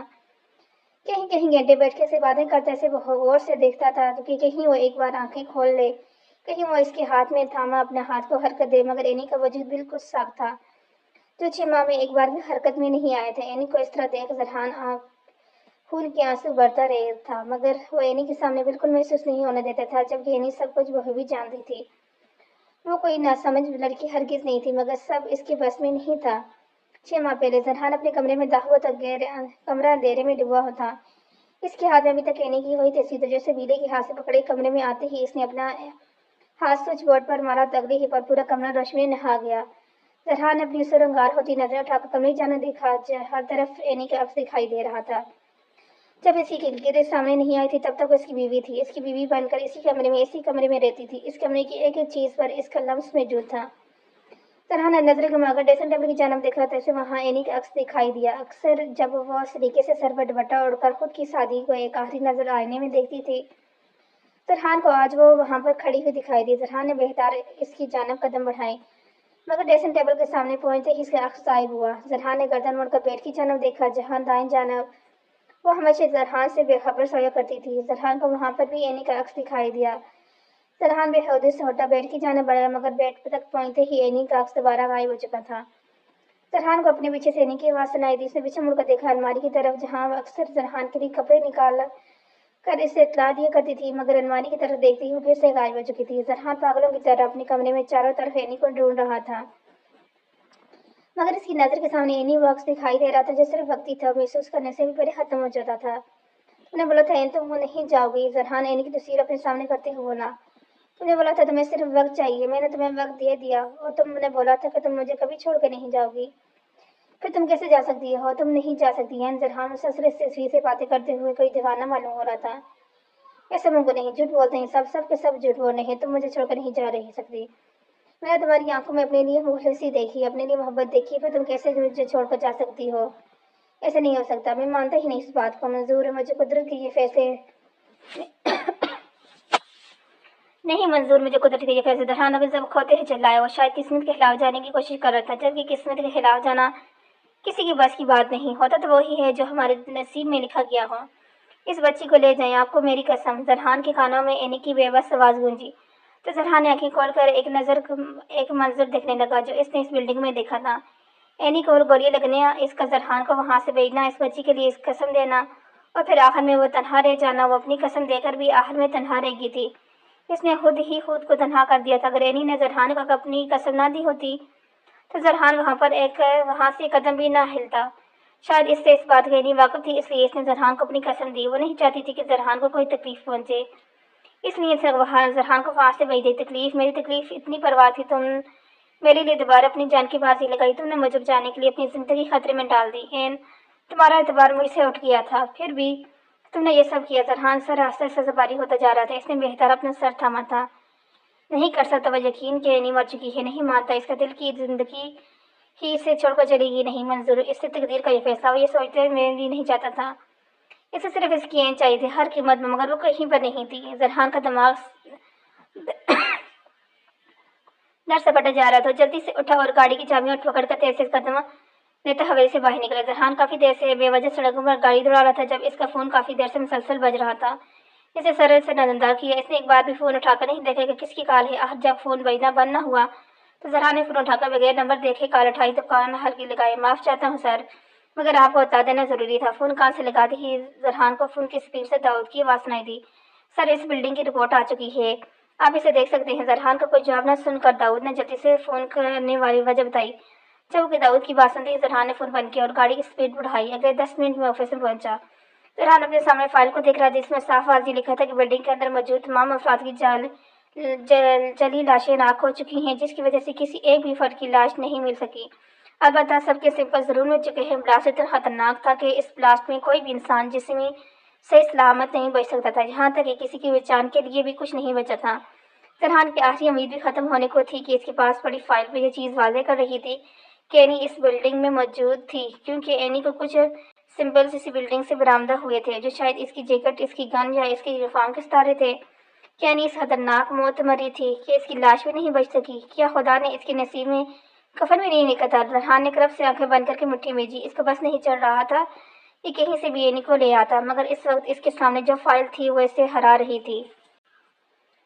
زرحان نے آنکھ کھولتے کسی بری اچھوت کی طرح اس فائل کو پکڑ کر دور اچھال دیا۔ زرحان نے اپنی کرسی پر ڈیلے ہو گیا، اس نے سر کرسی کی بست پر گرایا اور آنکھیں بند کر لی۔ وہ تمہیں کہاں سے لکھ رہا ہوں کہیں سے آ جاؤ خدا دار، مجھے میری زندگی مت چھین، واپس آ جاؤ۔ زرحان کے دل ہی دل میں اینی سے مخاطب ہوا، جبکہ آنسوں سے دو موتی ٹوٹ کر گال پر بے مول ہوئے۔ زرحان کو اس حالت میں بیٹھا دیکھ اب کچھ دیر گزری جب زرحان کے آفس کی لینڈ لائن پر کسی کا فون آیا۔ زرحان نے یوں ہی بیٹھے بیٹھے حال بڑھا کر ریسیو کان سے لگایا کہ آپ زرحان سکندر بول رہے ہیں؟ ایکچولی ہمارے پاس آپ کے پرسنل نمبر موجود نہیں تھا، اس لیے مجبوراً آپ کے آفس لینڈ کال کرنی پڑی۔ مقابل کوئی ادھر عمر عورت لگ رہی تھی۔ زرحان اپنے آپ پر قابو پاتے ہوئے صرف اتنا ہی بولا، سٹی ہسپتال میں ایک پیشنٹ آیا ہے، ہم 3 دنوں سے اس کی ریسرچ کر رہے تھے، مگر اس کے حوالے سے ہمیں کوئی خبر نہیں مل سکی، مگر ہمیں اب اطلاع ملی ہے کہ شاید وہ آپ کی کوئی جاننے والی ہیں، کیونکہ 2 سے 3 بار انہیں آپ کے ساتھ اسی شہر میں دیکھا گیا ہے۔ اگر آپ کے پاس وقت ہو تو آپ آ کر ایک بار ان پیشنٹ کی شناخت کر لیں تاکہ ہمارے لیے بھی آسانی ہو جائے۔ اس عورت نے زرحان کو تفصیل بتائی۔ اس عورت کی بات سن کر زرحان جلدی سے سیدھا ہو کر بیٹھا، کیا آپ تھوڑا سا وقت نکال کر لاہور سٹی ہسپتال آ کر اس پیشنٹ کی شناخت کر سکتے ہیں؟ سر، اس عورت کے دوبارہ زرحان سے سوال کیا۔ جی، میں ابھی آ رہا ہوں، زرحان جلدی سے بولا۔ ریسیور واپس رکھو اور دھڑکتے دل کے ساتھ جلدی سے کرسی سے اٹھا، گاڑی کی چابی پکڑتے تقریباً بھاگنے کے انداز میں آفس سے نکلا۔ زرحان بھاگتا ہوا اسپتال میں داخل ہوا۔ ریسیپشن پر پہنچتے ہی ایک لڑکی اسے پہچان چکی تھی۔ آخر زرحان سکندر کو کون نہیں جانتا تھا، مگر اسے پہلے سے اطلاع دی گئی تھی کہ زرحان سکندر جب آئے تو اسے ڈاکٹر کے کیبن میں بھیج دیا جائے، اس لیے زرحان کے پوچھنے سے پہلے ہی ریسیپشن میں بیٹھی ہوئی لڑکی اسے زرحان کو ڈاکٹر کے کیا بتا چکی تھی۔ زرحان دیر سے اس قدم لیتا ڈاکٹر کے کیبن میں پہنچا، جبکہ دستخط دینے کی ضرورت نہیں پڑی کیونکہ دروازہ پہلے سے ہی کھلا ہوا تھا۔ ہیلو مسٹر زرحان، آئے، آپ کا ہی انتظار ہو رہا تھا۔ ڈاکٹر شاید زرحان کا انتظار ہی کر بیٹھی تھی، شاید اس لیے دیکھتے ہی اپنی کرسی سے کھڑی ہو گئی، اسے بیٹھنے کا اشارہ کیا۔ جی ڈاکٹر بولیں، کہاں ہے وہ پیشنٹ؟ زرحان ڈاکٹر کے سامنے کرسی پہ بیٹھتے ہوئے بولا، پیشنٹ ICU میں ہے اور آپ آرام سے بیٹھے، مجھے آپ سے تفصیلی بات کرنی ہے۔ ڈاکٹر زرحان کی طرف دیکھتے ہوئے بولی۔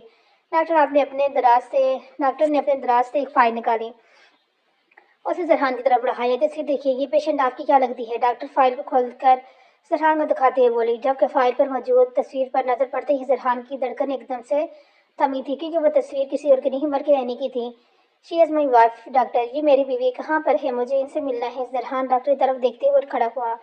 ریلیکس مسٹر زرحان، آپ کچھ دیر بیٹھ کر میری تفصیل سے بات سن لیں، اس کے بعد آپ کو میں وائف کے پاس لے جاؤں گی۔ ڈاکٹر زرحان کی طرف دیکھتے ہوئے اسے سمجھانے کے انداز میں بولی، تو زرحان اپنی دھڑکنوں کو قابو پاتے ہوئے دوبارہ کرسی پہ بیٹھ گیا۔ لیکن مسٹر زرحان، جب انہیں یہاں لایا گیا تھا تو ان کے بچنے کے چانسز بہت کم تھے، کیونکہ ان کے وجود میں 7 گولیاں پوسٹ ہو چکی تھی اور ان کے سر پہ بھی کافی گہری چوٹ آئی تھی، جس کی وجہ سے خون بہت بہہ گیا تھا، ان کی سانسیں بہت کم تھیں۔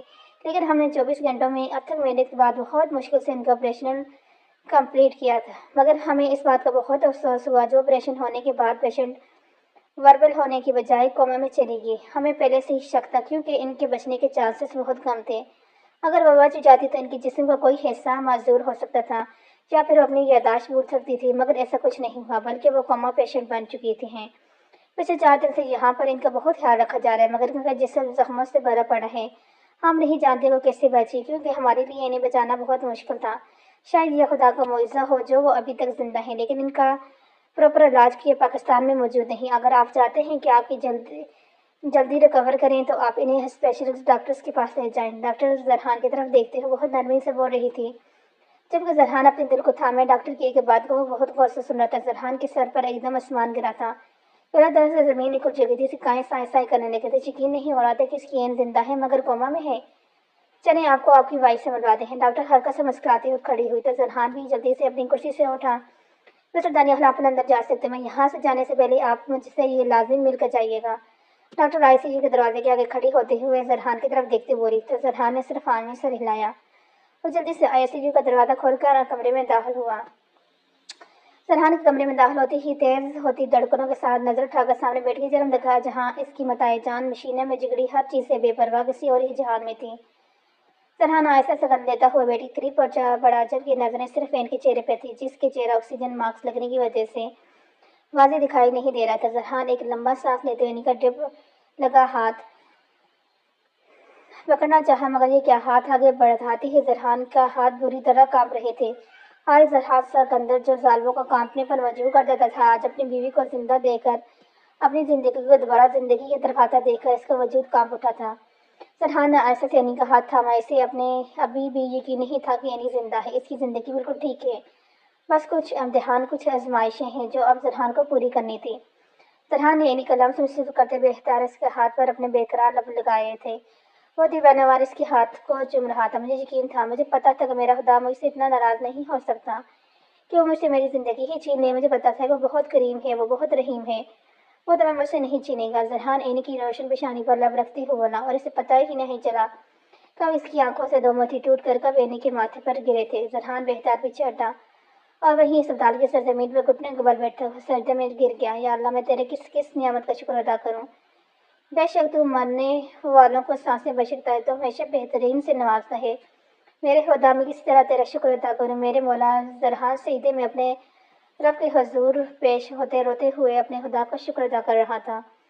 मेरे अल्लाह, मुझे माफ़ कर दे, मैं बहुत आम सा बंदा हूँ, मेरी इतनी औकात नहीं, मगर तूने हमेशा मुझे मेरी औकात से बढ़कर दिया। या अल्लाह, मुझे सारी आजमाइशें कबूल है, मगर मुझे सब कुछ कबूल। अगर तू इसमें राज़ी है तो मैं भी इसी में राज़ी हूँ। जरहान सईदे से अपना चेहरा उठाते हुए अपने हाथ दुआ के सिर में फैलाते हुए अपने खुदा से मुखातिब था। जरहान के लिए इतना काफ़ी था कि एनी जिंदा है, इसका कौमे में जाना इसकी एक आजमाइश थी और इस आजमाइश को पार करना जरहान के लिए बिल्कुल तैयार था। वो अपने खुदा का जितना शुक्र अदा करता कम था। रोज़ कतार होते ही अपने खुदा का सिर्फ शुक्र अदा कर रहा था। बेशक खुदा ने अपने कुरान में लिखा था कि वह तुम्हारी मनपसंद चीज़ तुम तक इस तरह लाएगा कि तुम खुद भी हैरान रह जाओगे। खुदा के ने एनी को बख्श कर एक मुआवजा किया था और वह मुआवजा जरहान की ज़िंदगी था, क्योंकि हुरलैन सिकंदर जरहान सिकंदर की सांसों से मुंसलिक थी। अगर इसे कुछ हो जाता तो जरहान सिकंदर एक पल में भी जिंदा न रह पाता। जरहान ने अपने आंसू से तर चेहरा साफ करते हुए एनी की तरफ देखा जो पट्टियों में लिपटी मशीनों में जिगड़ी हुई थी।